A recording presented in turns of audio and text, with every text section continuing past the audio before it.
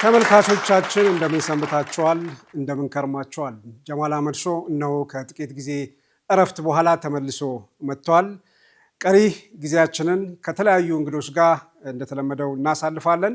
የተለያዩ እንግዶችን ለእናንተ የተለያዩ መረጃዎችን በተለያዩ ጉዳዮች ላይ ጠቃሚ የሆኑ ሀሳቦችን የሚያካፍሉን እንግዶችን ጋብዛለን። ዛሬም አንድ እንግዳ አብሮን ይቆያል። መሐመድ አወል ሀጎስ የዛሬው ፕሮግራማችን እንግዳችን ነው። መሐመድ ሀጎስን ወደ መድረክ በአክብሮት ጋብዛለሁ። እንኳን ደህና መጣህ።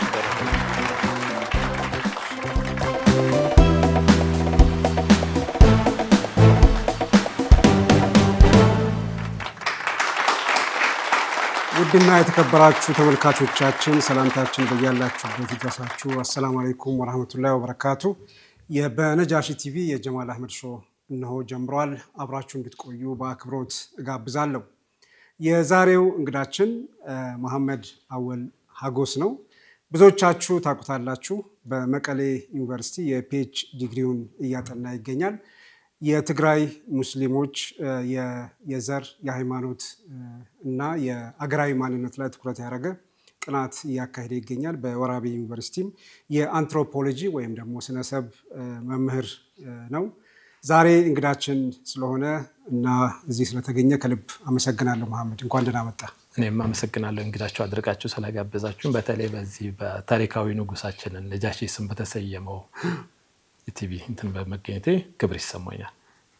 በጣም ደስ ይለናል። እንግዲህ አንተን በተለያዩ መድረኮች በተለይ በወቅታዊ የአክሱም ጉዳይ ከዚህ በፊትም በአክሱምና በተለያዩ አካባቢዎች በሚነሱ ጉዳዮች ላይ ትኩረት አድርገህ የምጽፋቸው የተለያዩ ጽሁፎች አሉ፣ ጥናት ላይ የተመሰረቱ። በዛ በርካታ ስራዎች እንደሰራ እናውቃለን። ነገር ግን በዛሬው መድረክ በተለይ አሁን በቅርቡ አክሱም ላይ እየተካሄደ ስላለው ሃይማኖትን መሰረት ያደረገ መድሎና የተለያዩ ጫናዎች ላይ ትኩረት አድርገን እንድናወራ ብዬ ነው የምንጀምረው። መሐመድ ሀጎስ ትግራይ ነው የተወለድከው። እስቲ መለስ ብለን ያንተን የልጅነት ጊዜ እና የትግራይ ህይወትህን በጥቂቱ ብንዳስ። አመሰግናለሁኝ። እንግዲህ መሐመድ አወል ሀጎስ እባላለሁኝ። መሐመድ አወል ሀጎስ ማለት አብይ አዲ ከተማ ትግራይ ውስጥ ማዕከላዊ ዞን የሚባል አብይ አዲ የምትባል ከተማ ልጅ፣ እዛ ነው ተወልጄ ያደግኩት። ከአንደኛ እስከ 12ኛ ክፍል የተማርኩት በአብይ አዲ ከተማ ነው። እንግዲህ አብይ አዲ ከተማ ውስጥ በጊዜው ከነበሩ ጎበዝ ከሚባሉ ተማሪዎች መካከል ነበርኩኝ። 12ኛ ክፍል ኢሚዲየት እንደተፈተንኩ ጎንደር ዩኒቨርሲቲ ጆይን አደረኩኝ። ትግራይ የት አካባቢ? ማዕከላዊ ዞን የምንለው። ማዕከላዊ ዞን የት? መቀሌ ነው። ማዕከላዊ ዞን ማለት አክሱም፣ አድዋ እና ተንቤን የሚባሉ አካባቢዎችን የያዘ። አሁን አብይ አዲ የሚባል ተንቤን በድሮ ለምሳሌ በኃይለ ሥላሴ እና በደርግ አይ ቲንክ በኃይለ ሥላሴ ላይክ ተንቤን እንደ አውራጃ ደረጃ በደርግ መሰለኝ አውራጃ ነበረ። ስለዚህ ተንቤን በሰቆጣ በጎንደር የሚዋሰን ነው። በብዙ መልኩም ይሄ የአሉላ አባ ነጋ ከተማ የሚባለው አንፎርቹኔትሊ የዮሐንስ ሀገርም ነው። እዛው እንትን ያደረጉ ነው። የነራስ ስዩም መንገሻ ይህ የባላባቶች እና የነገስታት ቦታ ተብሎ የሚታወቁ ነው። እና ዘሴም ታይም ደግሞ በእስልምና በጣም ኮር ከሚባሉ ኤሪያዎች 16ኛ ክፍለ ዘመን ድረስ የኢማሙ አህመድ የታሪክ ጸሐፊ የጠቀሰው ቦታ ተቀራቄራ የሚባለው በዛ በኩል አድርገው ሲያልፉ ከዛ ቦታ ተነስቶ መጽሐፉ ላይ እናገኘዋለን። ተጠቅሰው ከምናገኛቸውና ሂስቶሪካል ቦታ ተብሎ ተጠቅሰው ከምናገኛቸው እና ቀደምት ሙስሊሞች ከነበሩባቸው አካባቢዎች ከሐረር እና ከትግራይ ሙስሊሞች የሚያገናኙ ከቢረ አዲ ከቢረ ከሚባሉ ቤተሰቦች የሐረር የራያና የሙስሊም የሚያገናኝ ኤሪያ ነው እና በእስልምና በጣም የተከበረ የታወቀ አካባቢ ነው። እዛ ከተማ እንደማንኛውም ከአንደኛ እስከ 12ኛ ክፍል ተማርኩኝ። ዘን ጎንደር ዩኒቨርሲቲ ጆይን አደረኩኝ። አንትሮፖሎጂ አጠናሁኝ። አንትሮፖሎጂ ዲፓርትመንት ጎንደር ዩኒቨርሲቲ ሰቃጅ ከነበሩ መካከል ስለነበርኩኝ እዛው ቀረሁኝ።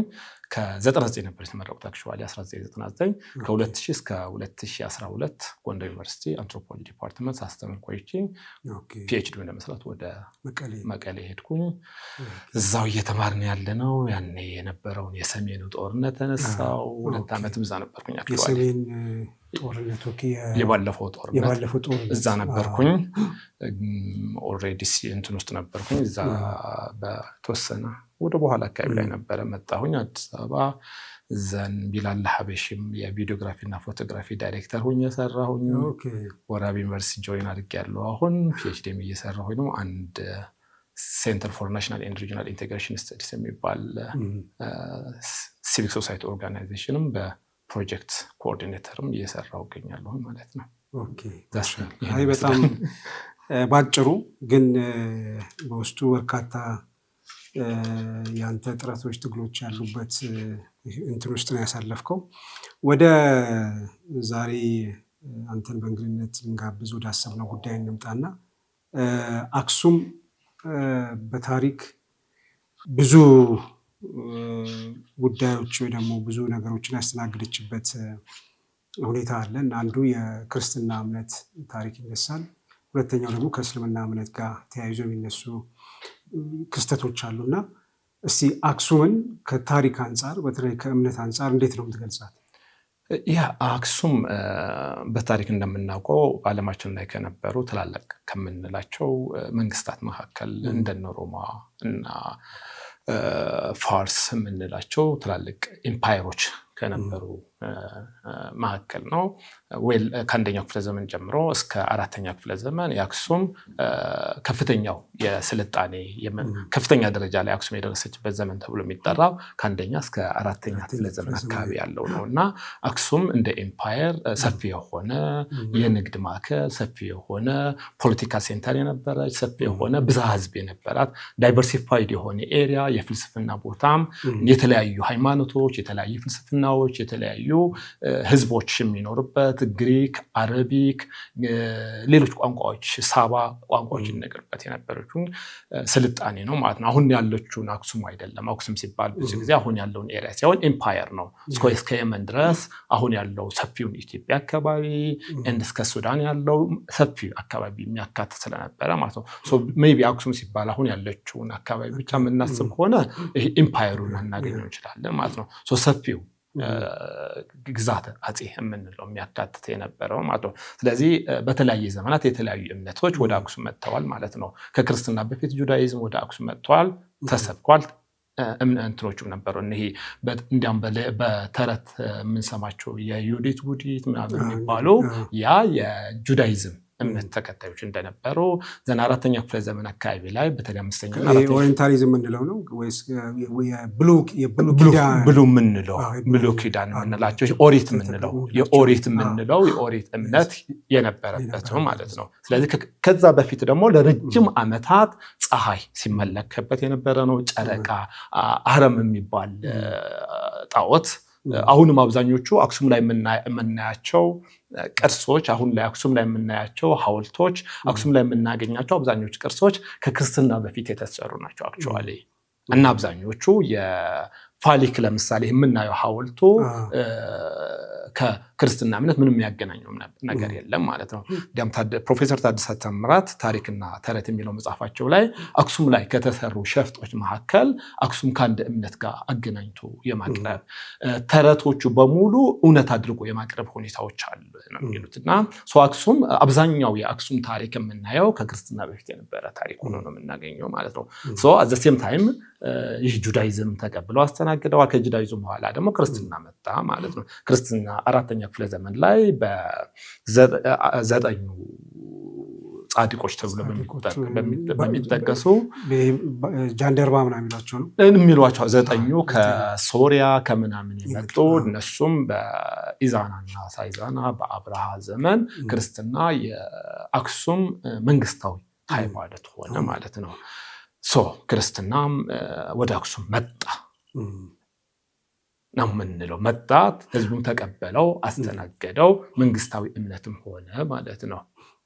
አንድ ከአራተኛ ክፍለ ዘመን ጀምሮ ያለው የአክሱም ስልጣኔ እየተዳከመ የመጣበት ሁኔታ ነው የምናየው ማለት ነው። ሰባተኛ ክፍለ ዘመን ላይ አይደለም የአክሱም ስልጣኔ ሲወድቅ ወይም እንትን እንደሚነገረው አይደለም። ብዙዎቹ የሚያያይዙት እስልምና ሲመጣ የአክሱም ስልጣኔ ተንኮታኮተ ወደቀ የሚባለው ነገር አለ ማለት ነው። ኖ እንደዛ አይደለም። ከአንደኛ እስከ አራተኛ ክፍለ ዘመን የአክሱም ስልጣኔ ፒክ የደረሰበት ነው።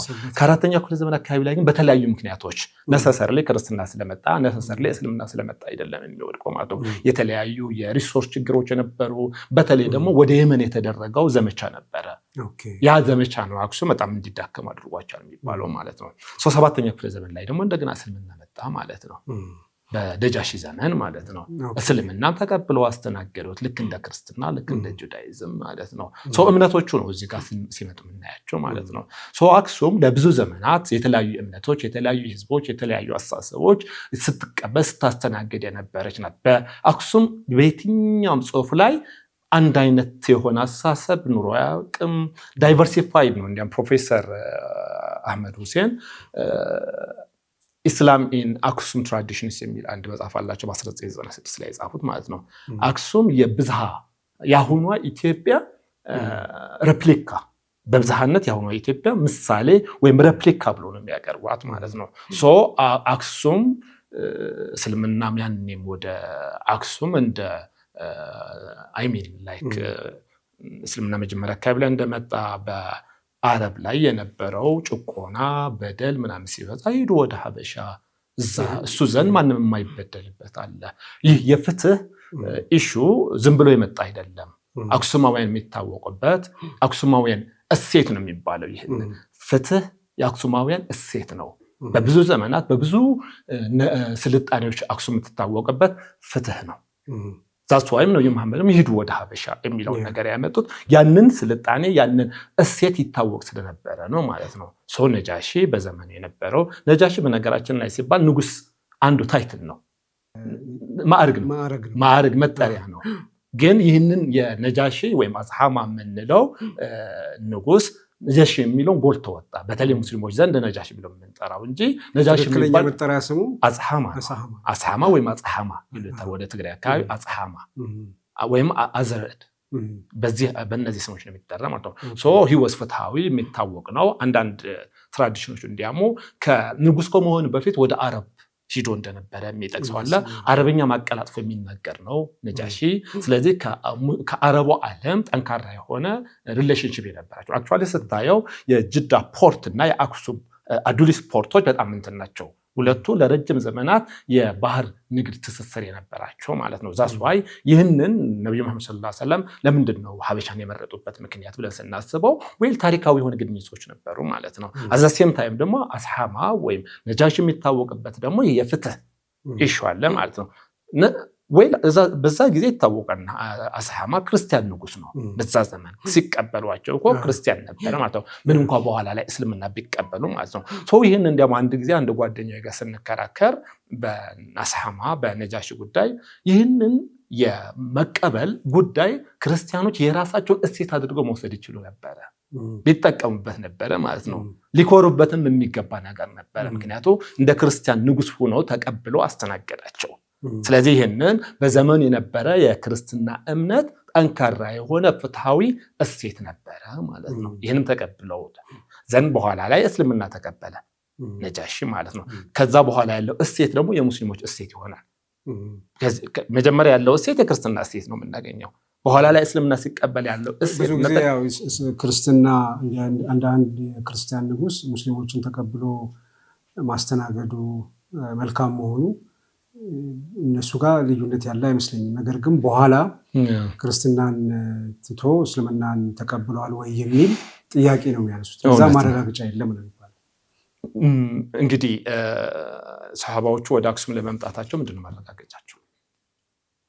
ስቲል ኢስላሚክ ሶርሶች ናቸው ምንጮቻቸው። ስለዚህ ታሪክ ብፌ አይደለም እየመረጠ ይህ እስከዚህኛው ድረስ እቀበለዋለሁ ከዚህኛው በኋላ ያለው ግን አልቀበለም የሚባለው። ሶፋር እኮ በኢትዮጵያ ሊትሬቸር ኢትዮጵያ እንትኖች ብሎ የተጻፉ የታሪክ ማስረጃዎች እንኳን እናገኝም። ምክንያቱም ያ ዘመን የጨለማ ዘመን ተብሎ ብዙ ታሪካዊ ማስረጃዎች የጠፉበት ዘመን ነው፣ ወይም ኢትዮጵያ ታሪክ ውስጥ የተዘለለ ዘመን ነው። ይሄ ከ7ኛው እስከ 11ኛው ክፍለ ዘመን ያለው የጨለማ ዘመን ዳርክ ኤጅ ብለው የጠሩት የታሪክ ማስረጃዎች የተዘለሉበት የጠፉበት ዘመን ነው። ሶ ማስረጃዎቹ የምናመጣቸው ከሙስሊሙ ዓለም ወይ ከአረቡ ዓለም ነው የምናመጣቸው ማለት ነው። ሶሃባዎቹ ወደ ኢትዮጵያ መጥተው ኢትዮጵያ ሰሃቦችን ተቀብላ አስተናግዳለች የሚለው ምንጭ የምናገኘው ስቲል ከአረቡ ዓለም ከሙስሊሙ ዓለም ነው። ስለዚህ ይህንን ምንጫችሁ ከየት ነው ብለን ነው የምንጠይቃቸው። ከየት አመጣችሁት? ከአረቡ ዓለም ነው የሚሉት፣ ከሙስሊሙ ዓለም ነው የሚሉት። ይህን ነገር ከተቀበላችሁ እነዚህ ሰርሶች ደግሞ ነጃሺ ለመስለሙ እስልምና ለመቀበሉ ይነግሩናል። ከአረቡ ዓለም የምናገኘው ሶርስ ማለት ነው። ይህን ነው የሚነግሩን። ስለዚህ መዝለል አይችሉም፣ መተው አይችሉም። ወይም እንዳለ ማስረጃዎቹ እንዳለ ከመጀመሪያ ያለው መካድ የሚችሉ ማለት ነው። ግማሹ ተቀብለው ግማሹ መካድ የሚችሉበት ምንም ታምር እንትን ያደርጋቸው ማለት ነው። እና ደግሞ በጣም ብዙ ማስረጃዎች ደግሞ አሉ ይህንን የሚያሳዩ። ከአረቡ ዓለም ብቻ አይደለም ከቻይናም የተገኙ በዘመኑ የነበሩ ብዙ የቻይና አሳሾች ያስቀመጧቸው ብዙ ማስረጃዎች አሉ ማለት ነው። ስለዚህ አክሱም ስናያት የሁለቱ እምነቶች አቅፋ የተቀበለች ክርስትና ተቀበለ ያስተዳገረች ናት። እስልምና ተቀበለ ያስከነ እንዲያም ፕሮፌሰር ሁሴን አህመድ the cradle of two religions ነው የሚሉት። የሁለቱ እምነቶች መገኛ፣ ሁለቱ እምነቶች አንድ ላይ በሰላማዊ ሁኔታ አብሮ ኮኤግዚስት ያደረጉበት፣ ተባብረው አብሮ የነበሩበት። ኢማጂን በዛ ዘመን በዛ ጊዜ ቤተመንግስት ድረስ ገብተው እነዚህ በስደት የመጡ ሙስሊሞች ቤተመንግስት ድረስ ገብተው ሱረቱል መርየም የተነበበበት ኢማጂን። ይህን የትም ቦታ አልተደረገም። በዛ ሰዓት ላይ የጃዕፈርን የመርየም ሁኔታ የሚያወራበት ሁኔታ ማለት ነው። በዛ ሰዓት ላይ ግብጾች እስልምና አልተቀበሉም። በዛ ሰዓት ላይ ሊቢያዎች እስልምና አልተቀበሉም። በዛ ሰዓት ላይ ኢራቅ ውስጥ እስልምና አልተሰበከም። አት ዘ ሴም ታይም ግን አክሱም ቤተመንግስት ውስጥ ግን ስለ እስልምናና ክርስትና ልዩነት እስኪ ንገሩኝ ተብሎ እየተጠየቀ ነው። ሱረቱል መርየም እየተነበበ ነው። የት? አክሱም ውስጥ ማለት ነው። ስለዚህ ኢማጂን ከዛ ጀምሮ እስካሁን ያለው ዘመን ስንት ነው? 1400 ዓመታት ገደማ ይሆናል፣ ከዛ በላይ ማለት ነው። 1400 ዓመታት የኖረ እምነት ሃይማኖት መጤ ማለት በራሱ እኔ ያስቀኛል። 1400 ዓመታት ይቀርና 200 ዓመታት የኖረ እምነት መጤ ያትለው 1400 እንደ እምነቱ ነው ማለት ሰዎቹ እዛ የነበሩ ናቸው። አፍተር ኦል ማለት እስልምና የሚቀበሉ ምናምን እናገኛቸው የሚታወቁ ትግራዎት ናቸው እንደሌላው ማለት ነው። ወይም ደግሞ የሌላ ብሔር ሰዎች ናቸው ሊሆን የሚችል እስልምና ተቀበለው እዛ ጋር የሚያደርጉት። እምነቱ ግን አክሱም ከገባ ስንት ዓመት ሆኗል? 1400 ዓመታት። 1400 ዓመታት መጤ መሆን ይቻላል? ያ ነው አሁን የሚያቀርቧቸው ብዙ ጊዜ አይ ተቀብለን አስተናገድናችሁ ሲሉ ኦኬ እስልምና ክርስትናም አክሱም ስልጣኔ ተቀብሎ ያስተናገደው ነው። እስልምናም አት ዘ ሴም ታይም በሁለቱ መካከል ያለው የዘመናት ልዩነት 300 ዓመታት ነው ሊሆን ይችላል። የ300 ዓመታት ልዩነት መጤ እናንተ ላይ ያደርግ ይችላል? አይደርግም። እንደዛ ከሆነ አሁንም ትግራይ ውስጥ ያሉት ክርስትና እምነት ተከታዮች መጤ ሊባሉ ነው። እምነቶቹ ናቸው ሁለቱ። ጁዳይዝምም ክርስትናም እስልምናም ወደ አክሱም መጥቶ ገቡ። አክሱም ስልጣኔ በዘመን የነበረ ተቀብሎ በተለያየ ዘመናት እንዲያም አክሱም ላይ ክርስትና መንግስታዊ ሃይማኖት እንደሆነ በ4ኛው ክፍለ ዘመን 7ኛው ክፍለ ዘመን እኮ እስልምና መንግስታዊ ሃይማኖት ሆነ። ምክንያቱም ነጃሺ እስልምና ተቀበለ። ስለተቀበለ መንግስታዊ ሃይማኖት ሆኗል ማለት እንችላለን። 7ኛው ክፍለ ዘመን መንግስታዊ ሃይማኖት ሆኗል። እስልምና ከተቀበለ በኋላ እሱን ማሳደድ ጀመረው አይደል የሚባለው ዛሴት። እንዲያም አንዳንዴን ያስባለሁ ያ ዘመን ምን ይመስል ነበር? ከ7ኛው ክፍለ ዘመን እስከ 10ኛው ክፍለ ዘመን ያለውን የመጀመሪያዎቹ እዛ አካባቢ ለእስልምና የተቀበሉ የትግራይ ሰዎች ወይም ሌላ ብሔሮች የመጀመሪያ ሶላታቸው የመጀመሪያ እንትናቸው ምን ይመስል ነበር ብዬ አንዳንዴ እጠይቃለሁ ማለት ነው። አክሱም ነው፣ ውቅሮ ላይ አይደለም። ብዙ ሰው የሚሳሳተው አሁን ነጃሺ አሁን መቃብር ያለበት አካባቢ አይደለም። ይህ በኋላ ነው፣ ወደዛ የተሄደው በኋላ ላይ ነው። አክሱም ቤተመንግስት ውስጥ አክሱም ኪንግደም ሴንተሩ በነበረው አሁን ያለውን አክሱም አካባቢ ነው የመጀመሪያው እስልምና ኢንካውንተሩ የምናገኘው ማለት ነው። አክሱም በዚህ መልክ ነው የምንገልጸው። መጤ ሲባል እምነቱንና አማኙን እንዴት ነው መለየት የሚቻለው? ብዙ ጊዜ መጤ ናችሁ ሲባል እምነቱን ነው እምነቱን የሚከተሉ አማኞችን ነው መጤ እያሉ የሚጠሩት። ይህንን እንዴት መለየት እና ምን ለማለት እንደተፈለገ ማወቅ ይቻላል? ምናልባት አባባሌ ግልጽ ከሆነ ብዙ ጊዜ አንተም ታውቀዋለህ፣ አባባሎች አሉ ኢትዮጵያ ውስጥ፣ ብሂሎች አሉ። የእስላም ነው የአሞራ ሀገሩ ዋርካ፣ የእስላም ሀገሩ መካ፣ እስላማዊ ነው ሰማይ የቡል አንዲ፣ እስላማዊ የቡል አዲ። ምን ማለት ነው? ሰማይ የለው ምሰሶ እስላም የለውም ሀገር የሚሉ አባባሎች ለብዙ ዘመናት ሲነገሩ ቆይተዋል ማለት ነው። ይሄ ባለሀገሩ ባዕድ የማድረግ ባለሀገሩ መጤ የማድረግ ትርክቶች ማለት ነው። ቴሊ ፍራንክሊ በደንብ አድርገን ካየነው ሙስሊሞች በታሪካቸው መጤነትን አቀንቅነው አያውቁም። ዘእምነገደ ሰሎሞን ብለን አናውቅም። ዘእምነገደ ቁረይሽ ብለን አናውቅም። we never claim ሙስሊም ክሌም አያደርግም። ዘእምነገደ ሰሎሞን ብሎ ክሌም የሚያደርገው ሌላኛው ነው።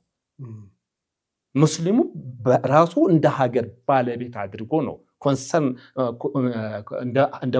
እንደ ሀገር ባለቤት አድርጎ ለብዙ ዘመናት የኖረ ነው።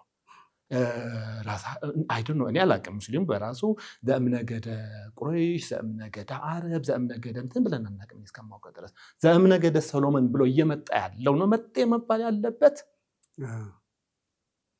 ወይስ እኔ የዚህ ሀገር ባለ ታሪክ ነኝ እያለ ያለው ነው? አንድ ሁለተኛ እምነቶቹ ከሆነ መጤ የሚያስብሉት ሆል ኢትዮጵያ ውስጥ እንዲያም ሀገር በቀል እምነቶች የሚባሉ ከሶስቱ አብርሃሚክ ሪሊጅን ውስጥ ከሚባሉ አብርሃማዊ እምነቶች ከሚባሉ ውጭ ያሉ ናቸው። የዚህ ሀገር በቀል እምነት ሊባሉ የሚችሉ ሌሎቹ ናቸው። እዚህ ሀገር ውስጥ ኢንዲጂነስ ሪሊጅንስ ልንላቸው የምንችሉ ሌሎቹ ናቸው። እስልምና፣ ክርስትና፣ አይሁድ የምንለው ጁዳይዝም እምነቶች እነዚህ ኦሪት ሶስት እምነቶች ከመካከለኛው ምስራቅ የመጡ ናቸው። መጤነት በእምነት ከሆነ ሶስት እምነቶች መጤ ሊሆኑ ናቸው። ነገር ግን ወደ ኢትዮጵያ መጡ እምነቶቹ የተቀበሉ ግን ኢትዮጵያውያን ትግራዎት ወይም የሌላ አካባቢ ናቸው የሚሆኑ ማለት ነው። መጤነት በምንድን ነው የሚለውን ነገር ሆን ብለው ሀገር ባዕድ የማድረግ ሀገር አልባ የማድረግ ሁኔታዎች ስለሚኖሩ አውቀው ይህን ነገር ሊያመጡ ይችላሉ ማለት ነው። ግን ሙስሊሙ ዘእምነገደ እንትን ብሎ ክሌም ማድረግ ያቅበታል። ተመልካቾቻችን እየተከታተላችሁ ያላችሁት የጀማል አህመድ ሾው ነው። እንግዳችን መሐመድ አወል ነው። እየተነጋገርንበት እየተወያየን ያለነው ወቅታዊ የአክሱም ጉዳይ ነው። አብራችሁን ቆዩ። የተመሳትርቁ ጠብቁን። ተመልሰን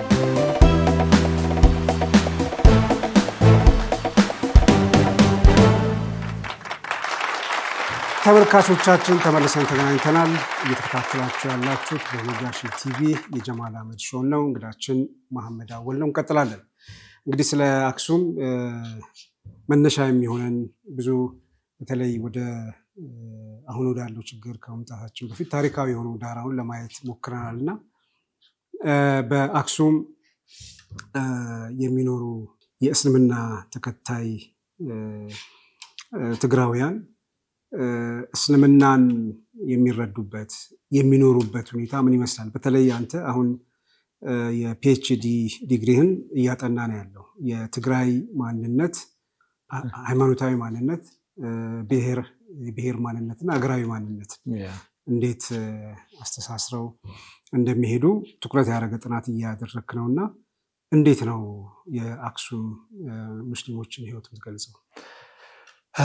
ቅድም እንዳልኩ አክሱማውያን ሙስሊሞች መጤም አይደሉም፣ ባለሀገር ናቸው።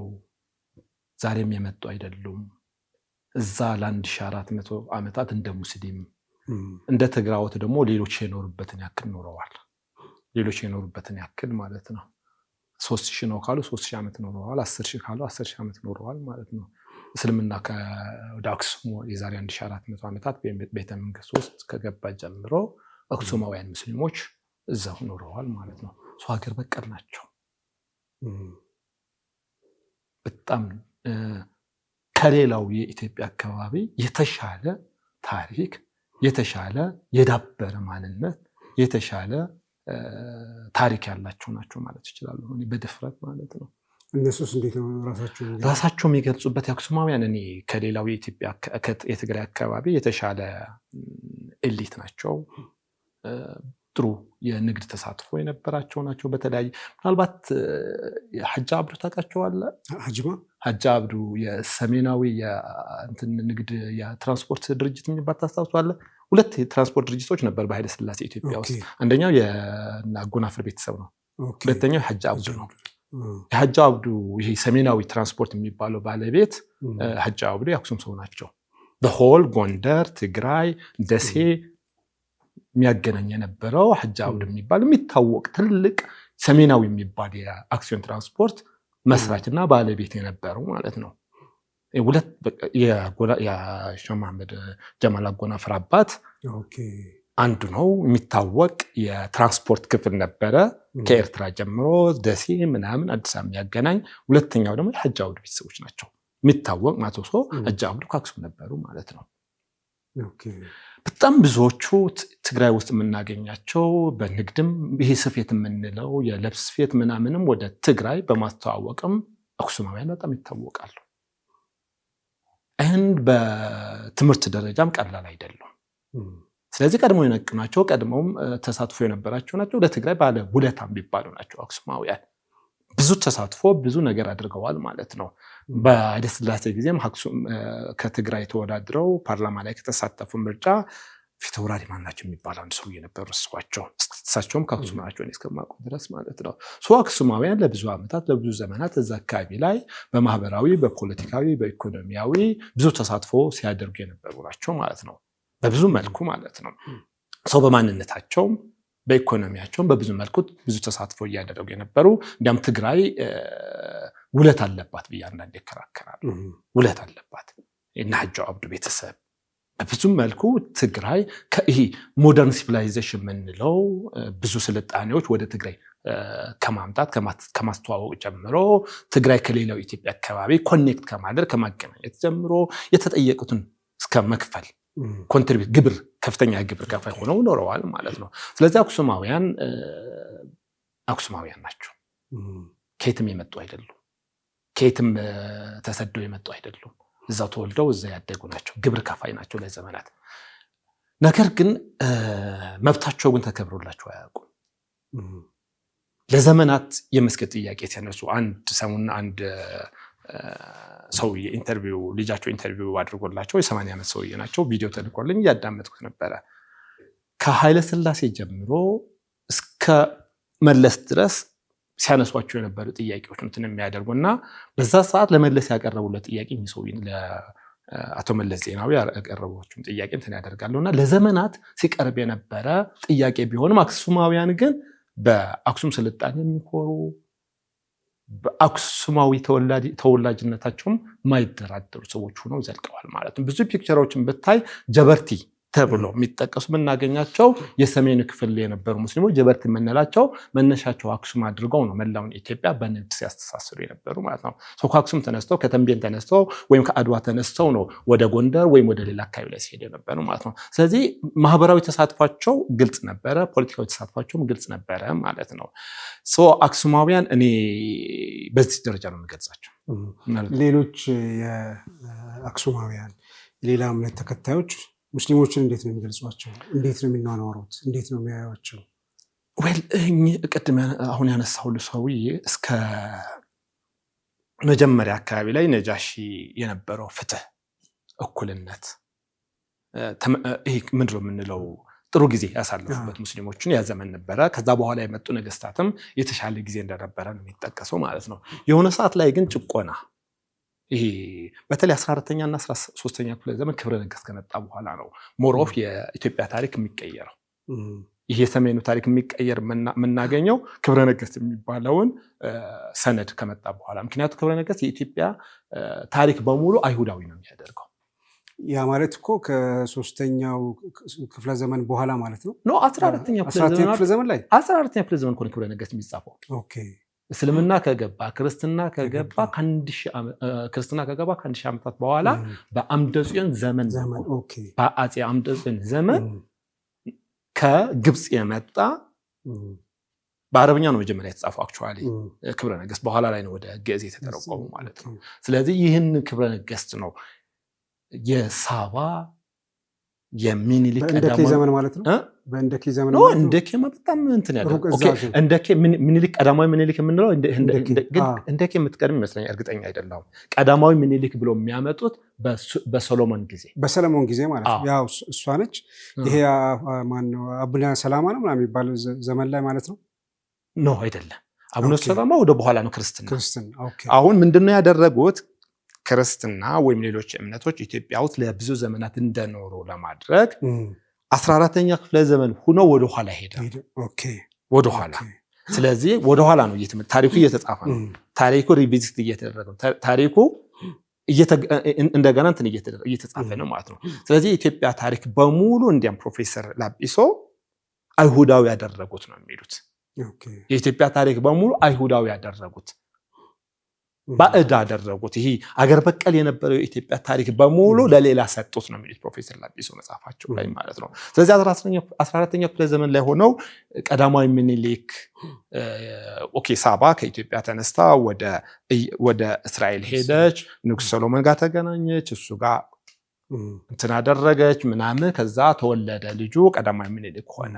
ስለዚህ ኢትዮጵያ አጠቃላይ የስርወ ሐረጉ ስርወ መንግስቱ ከሰሎሞን ጋር የማገናኘት እዚህ ጋር ነው የሚጀምረው 14ኛው ክፍለ ዘመን ማለት ነው። ከዛ በኋላ ከ14ኛው ክፍለ ዘመን ጀምሮ እስከ ኃይለ ሥላሴ ድረስ ለ700 ዓመታት የኢትዮጵያ ታሪክ ሶሎሞናዊ ሆነ ማለት ነው። ስለዚህ አክሱማውያን ሰላማዊ ሆነው እንዳይኖሩ የሚያደርጋቸው ይህ ክብረ ነገስት የሚባለው ሰነድ ነው። ምክንያቱም ክብረ ነገስት ላይ ህዝቦች በሁለት ከፈላቸው፣ ህዝብና አህዛብ አላቸው። ህዝብና አህዛብ ብሎ ከሁለት ከፈላቸው ማለት ነው። አህዛቦች ምንድን ናቸው? መብታቸው የማይከበርላቸው ናቸው። አህዛቦች ምንድን ናቸው? እንደ ሰው የማይቆጠሩ ናቸው። እዚህ ጋር ነው እኔ ብዙ ጊዜ የምከራከረው። ይህንን ሁሉ ጥላቻ አክሱም ላይ የምናየው እስልምና ላይ ያለው ጥላቻ ወይም ሌሎች እምነቶች ላይ ያለው ጥላቻ መነሻ ምንድን ነው ብለን ብናይ ክብረ ነገስት ላይ ነው የምናገኘው ማለት ነው።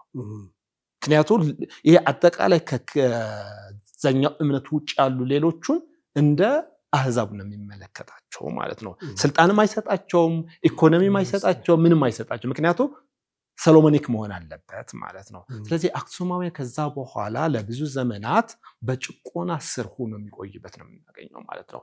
በታሪክ ተመዝግቦ የምናገኛቸው ለምሳሌ በአፄ ዮሐንስ ላይ የተጻፉ ጽሁፎች አሉ ማለት ነው። አፄ ዮሐንስ ላይ ንቡረ እድ ስቲል አክሱም የምትተዳደረው በነገር ላይ በንቡረ እድ ነው የምትተዳደረው። ንቡረ እድ ምን ማለት ነው? አክሱም የሚያስተዳደር መንፈሳዊ አስተዳደር ነው። የሚገርም ላይክ ቤተ ክህነት ናቸው፣ እንደ ቤተ ክህነት ናቸው። ግን ኢቨን አክሱም አሁን ሴኩላር ናት እንላለን አይደል? ከንቲባውም ዳይሬክተሩም ፖሊሱም የሚታዘዘው የሚመረጠው በንቡረ እድ ነው። ንቡረ እድ ኖ ካለ ከከለከለ ጸጥ ነው የሚሉ አሁን ያሉ የአክሱም ከተማ ንቡረ እድ ጎደፋ መርሃ ይባላሉ። አሁን ያሉት ይሄ አሁንም ድረስ አለ። አሁን ያሉት አሁን ባለፈው ሰሞኑን ያየናቸው አክሱም ላይ የተፈጸመው ወንጀል በሙሉ እኮ ያዘዘው እኮ ንቡረ እድ ጎደፋ መርሃ እኮ ነው ያዘዘው። በግልጽ እንትኖች አሉ፣ ቪዲዮዎች አሉ፣ ሼር አደርጋቸዋለሁ። እዚች ከተማ ውስጥ ከቅዳሴ ውጪ ሌላ ነገር መስማት አንፈልግም ብሎ ስብከት ያደርጋሉ። ሂጃብ የሚባለው በየትምህርት ቤቱ እየበዛ ነው። ይህን ነገር እስከ ግንቦት 7 ድረስ ካልቆመ ለከንቲባው ነው መልእክት የሚያስተላልፉት። የሆነ ቸርች ውስጥ ነው መልሳለሁ ወደኋላ እርምጃ እንወስዳለን አሉ።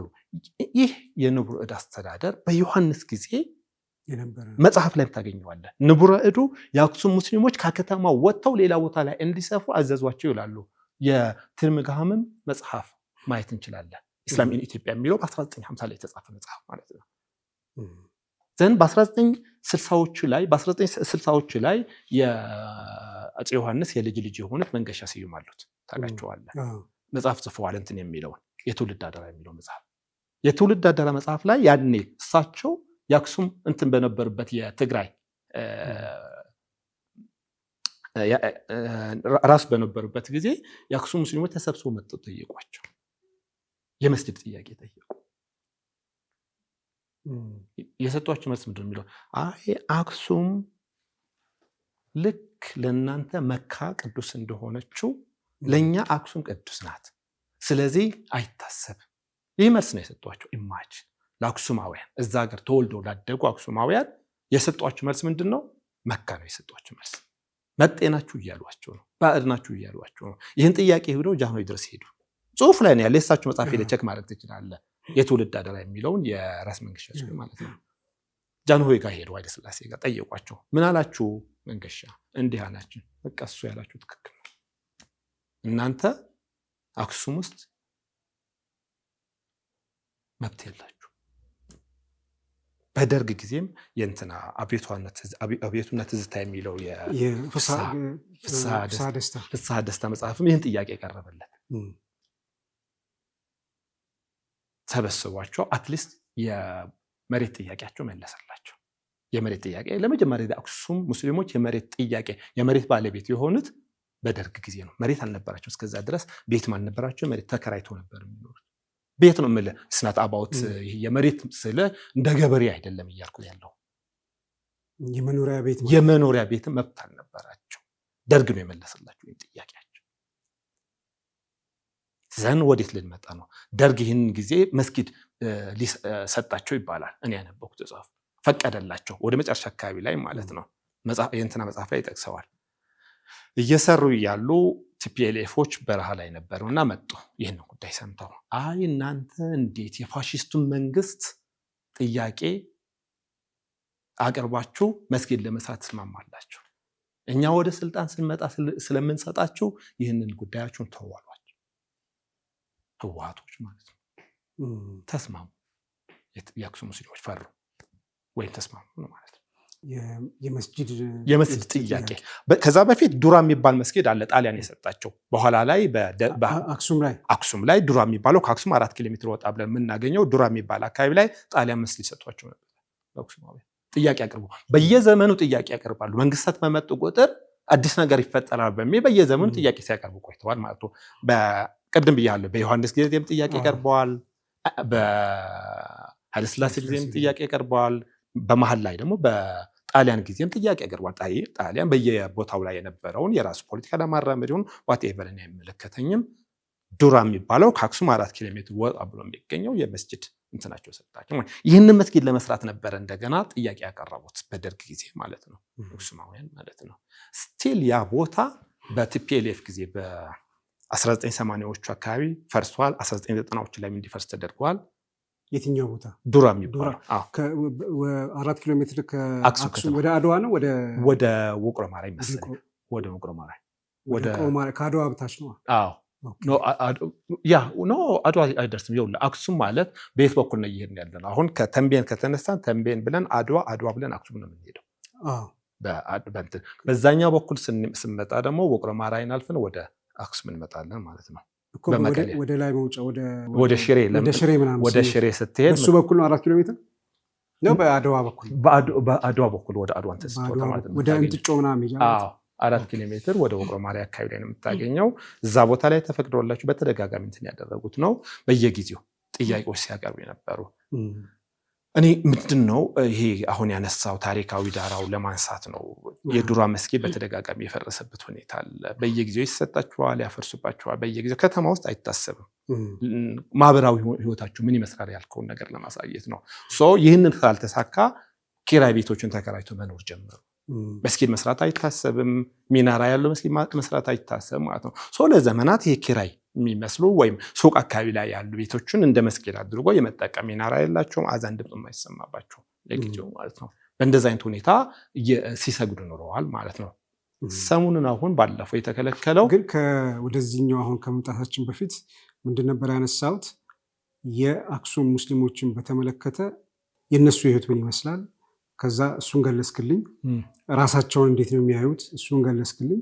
ነን ሙስሊሞች ወይም የክርስትና እምነት ተከታዮች ሙስሊሞችን እንዴት ነው የሚያዩት የሚለውን ነገር ከክብረ ንግስት ጀምሮ የመጣ ነገር ስላለ ያው ምናልባት በሱ አማካይነት በሱ ተጽዕኖ ያሉ ልዩነቶች ያሉ መድሎች ኑሮም ላይ የተለያየ ግፊቶች ሊኖሩ ይችላሉ።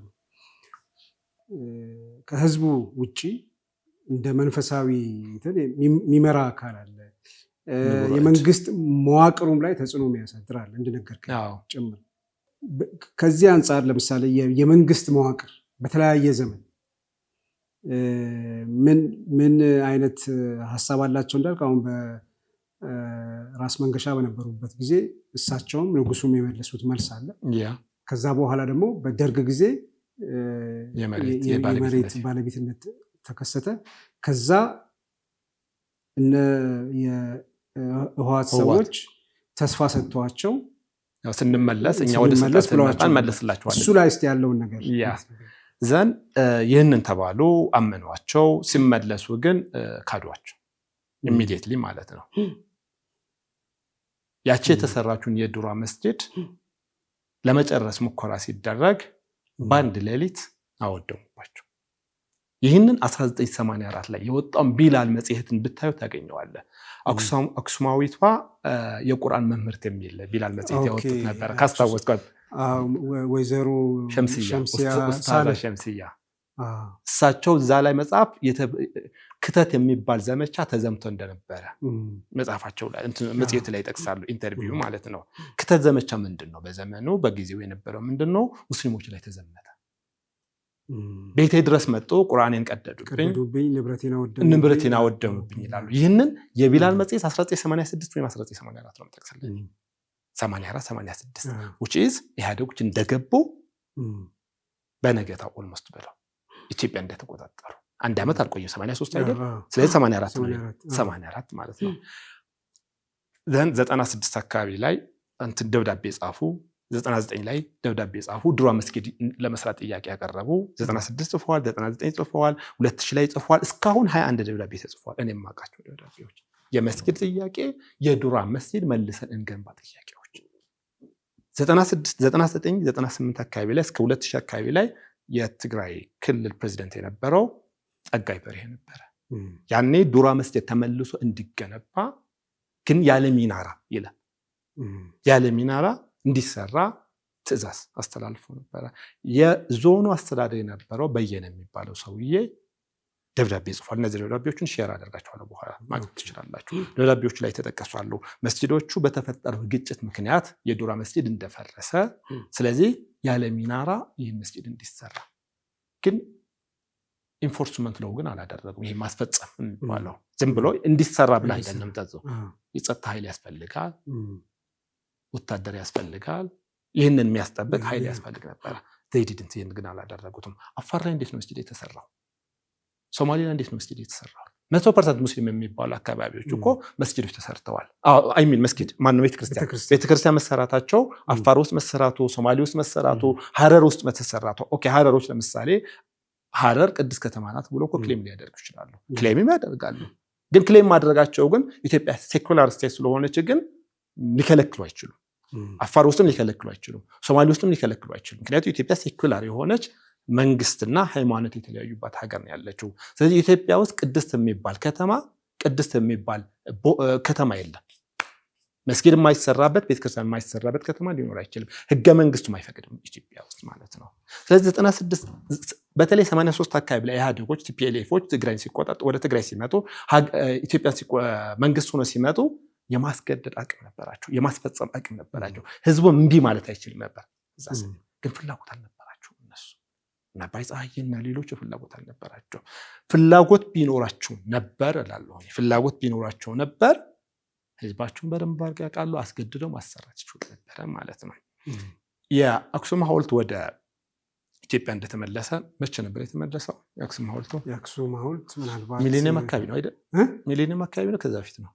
ከሚሊኒየም በፊት መሰለኝ አይደል?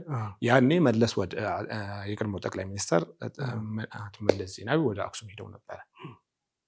የሀገር ሽማግሌዎችን ሰብስቧቸው ነበረ። ከተገኙ መካከል አንድ በከተማዋ በእድሜ ገፋ ያሉ ሙስሊም ነበሩ። የእሳቸውን ኢንተርቪው ደርሶኛል፣ እያየሁት ነበረ ሰሞኑን የሆነ ጽሑፍ ለማየት እና ጥያቄ ያቀረቡኝ ሰውዬ ጥያቄያችሁ ምንድን ነው የሚለው፣ እንደሚታወቀው ከጥንት ጀምሮ እኛ እንደ አክሱም እንደዚህ ናት፣ ትልቅ ስልጣኔ ናት። ክርስትና ተቀብላ አስተናገደች፣ እስልምና ተቀብላ አስተናገደች፣ ፍትሐዊ ንጉስ ነበረን ምናምን። ነገር ግን ይህ ፍትሐዊ ንጉስነቱ ግን ከሆነ ዘመን ግን እያበቃ መጥተዋል ብሎ መናገር ሲጀምሩ ከመካከላቸው አንዱ ቱክ ብሎ ተነሳና ይህ ሰውዬ መስጊድ ጥያቄ ሊያነሳ ነው ይላል።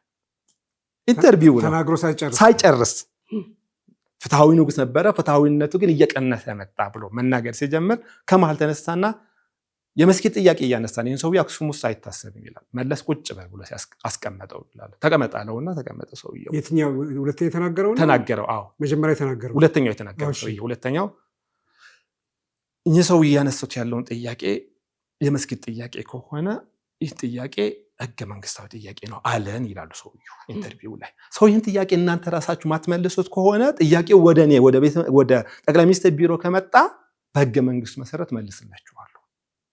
ብሎ መለሰልን።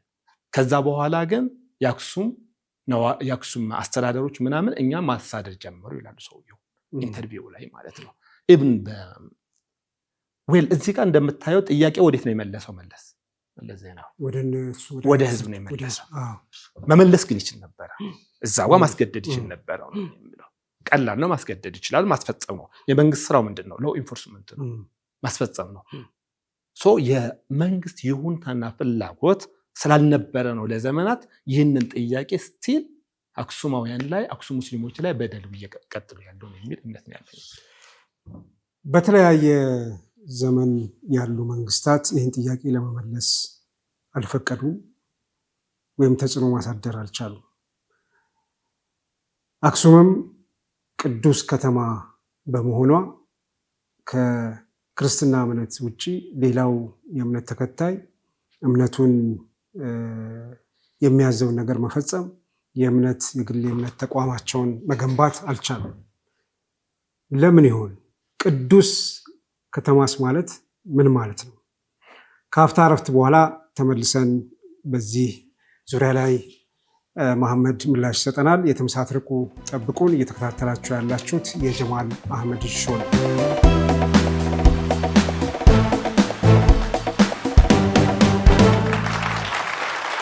ከአፍታ እረፍት በኋላ ተመልሰን ተገናኝተናል። መሐመድ ቀደም ሲል ያነሳሁት ጥያቄ ነበር።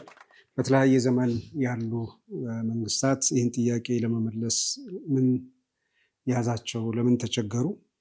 አክሱምስ በእርግጥ የቅዱስ ከተማ ናት ወይ? ምን ማለት ነው ቅዱስ ከተማስ ማለት?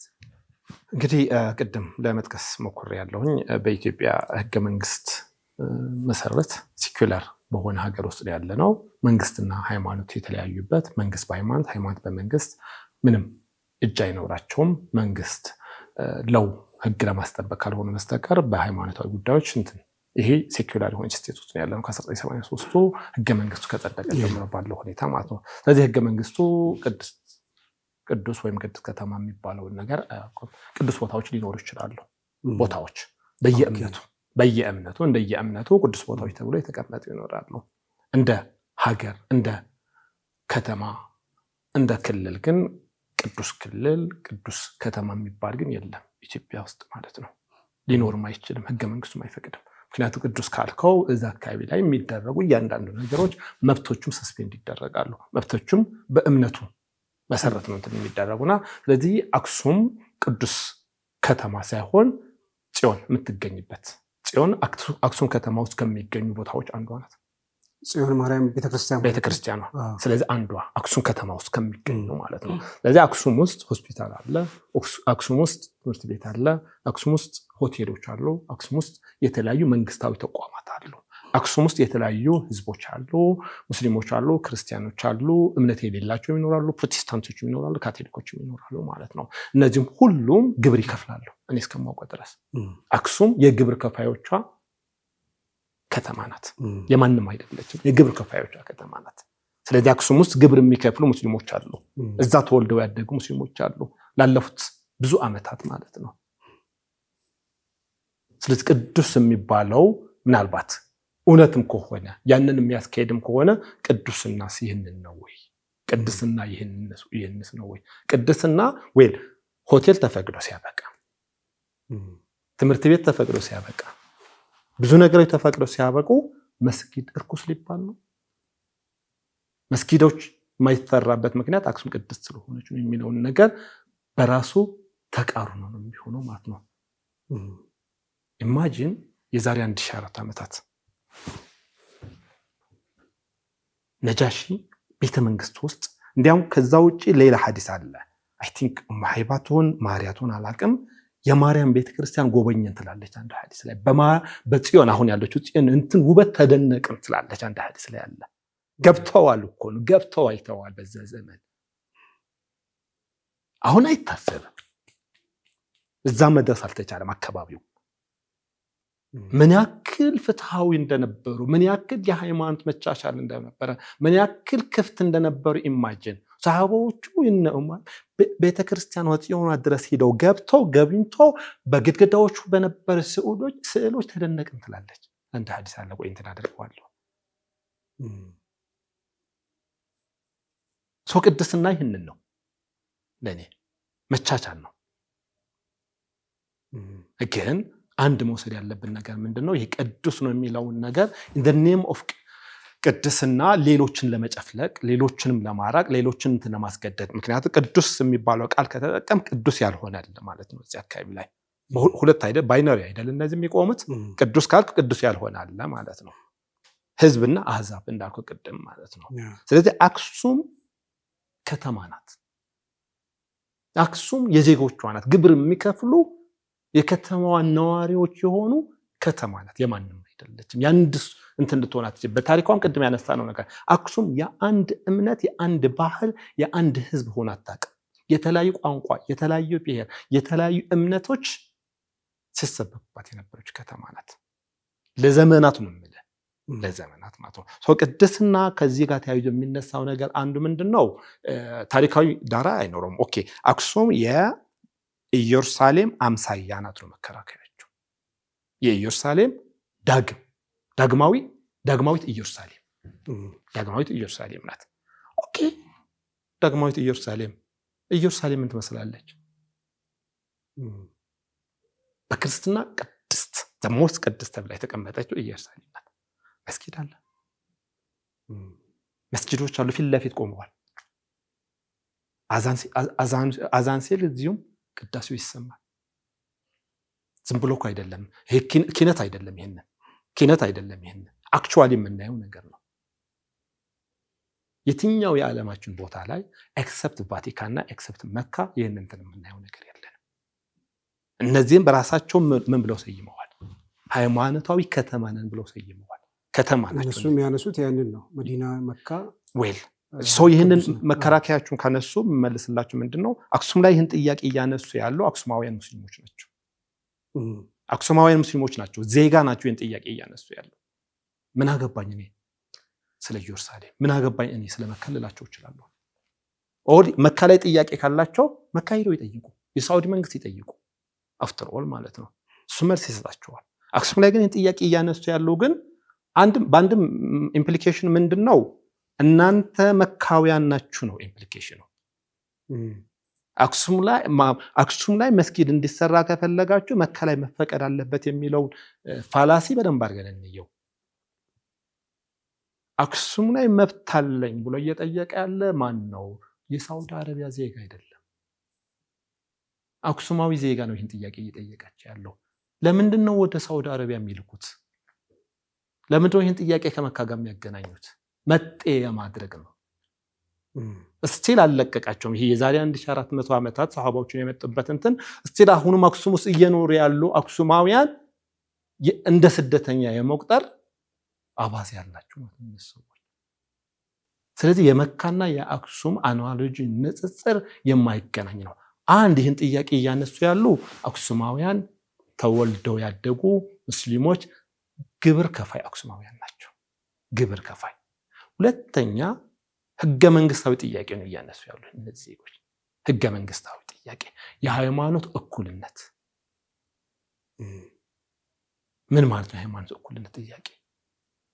በነፃነት ማምለክ፣ የማምለኪያ ቦታዎች የማግኘት፣ የአምልኮ ቦታዎችን በተገቢው የቀብር ቦታዎችን ማግኘት ጥያቄዎችን ይመልሳል። እነዚህ ጥያቄዎችን ላለመመለስ ነው ዘለው ሌላ አካባቢ ላይ የሚሄዱት ማለት ነው። ጥያቄ ካላቸው እዛ መሄድ ይችላላችሁ፣ እዛ ሄዶ መጠየቅ ይችላሉ። አክሱማውያን ግን ይህን ጥያቄ ሲያነሱ ግን እንደ ዜጋ ነው እየጠየቃሉ። በአክሱም የሚኖሩ ኢትዮጵያውያን ሙስሊሞች ምን ያህል ይሆናሉ? እንግዲህ ይሄ የ2007 በፈረንጆች አይደል የመጨረሻው ሴንሰስ የተደረገው፣ እሱ ላይ እኔም ጥያቄዎች አሉኝ። እንደ አብዛኛው ኢትዮጵያ ሙስሊሞች የምናነሳው ስታቲስቲክሱ ሴንሰስ የተሰራበት መንገድ የምናነሳቸው ጥያቄዎች እሱ እንዳለ ይዘን ሴንሰሱን ስናየው 10.8% ይላቸዋል። ከአጠቃላይ የአክሱም ነዋሪ 10.8 ይላቸዋል። 11% ትንሽ ነው። ሴንሰሱን ነው ማውራት። ሴንሰሱ ይዘን ስናወራ 10.8 ይላቸዋል። 11% ነዋሪ የመስጊድ ቦታ ከልክለ፣ ሂጃብ ከልክለ፣ ትምህርት ቤት ከልክለ፣ ምናምን ከልክለ እንዴት ነው የሚኖረው? ለምን 2 ሰዎች ሳይሆኑ? ለምን 10 ሰዎች ሳይሆኑ? መብት አይደል? ሃይማኖታዊ መብት አይደል? ይህ የመንግስት ግዴታ ነው የማስከበር። ግን ኢትዮጵያ ለዘመናት የመጡ መንግስታት ምናልባት ያለፈው ስርዓት ከውስጣቸው የኤስታብሊሽድ ሲስተም የምንለው መዋቅሩ ስቲል ኢትዮጵያ ውስጥ ጠንካራ ሆኖ የቀጠለው ያ ሶሎሞኒክ ቲንኪንግ ስላለ ሊሆን ይችላል። ስቲል መመለስ አልተቻለም። ቲፒኤልኤፎች በአይዲዮሎጂ ኮሚኒስት ቢሆንም when it comes to ትግራይ ግን ግልጥ ያሉ አማኝ ሆኖ ታገኛቸዋለህ። አይ አክሱም ቅድስት ናት ይሉሃል፣ ኮሚኒስት ነን ይሉሃል፣ ግን አክሱም ቅድስት ናት ይሉሃል። ኦፊሻሊ ምኑ ጋር ነው ታዲያ ኮሚኒዝሙ? ወደ አፋር ሲሄድ ደግሞ ሴኩላሪዝም ያነሳሉ። አክሱም ሲመጡ ደግሞ አክሱም ቅድስት ናት። ደብል ስታንዳርድ ይሆንብኛል። ኢማጂን ሂጃቡ በኋላ ላይ እናነሳዋለን።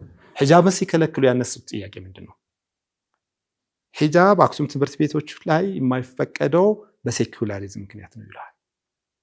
የንፍቅና ደረጃውን የሚገርመኝ እዚህ ጋር ምን ያክል ሃይፖክራት መሆን እንደሚሆን እነሱ ሰዎች ነው ማሳየ። ኦኬ አክሱም ላይ መስጊድ ስትጠይቃቸው ደግሞ አክሱም ቅድስት ናት ይላል። እዚህ ጋር የተመዘዘው ምንድነው? ሃይማኖታዊ ቅድስት ቴዎክራቲክ ቲንኪንግ። ስለ ሂጃብን ሲከለክሉስ ምንድነው የሚያነሱልን? ሴኩላር። ሙስሊሙ መከልከል ሲፈልጉ ሴኩላሪዝም፣ ሲፈልጉ ቴዎክራቲክ ያነሳሉ። ሁለቱ ዱላዎች ነው የሚጠቀሙት። ሁለቱ ዱላዎች እየተጠቀሙ ሲከለክሉት የምናገኘው ማለት ነው። መስጂድ የሚከለክሉት ኦኬ ሙስሊሙ መስጂድ የሚያነሳው በሴኩላሪዝም ጥያቄ ነው። ስለዚህ በሴኩላሪዝም ጥያቄ መስጂዱ ይመለስለት ይገባ ነበረ። አይ አክሱም ቅድስት ስለሆነች አይፈቀድም። ሂጃብ ለመከልከል ሲሆን ደግሞ የሚመዙት ነገር ምንድነው?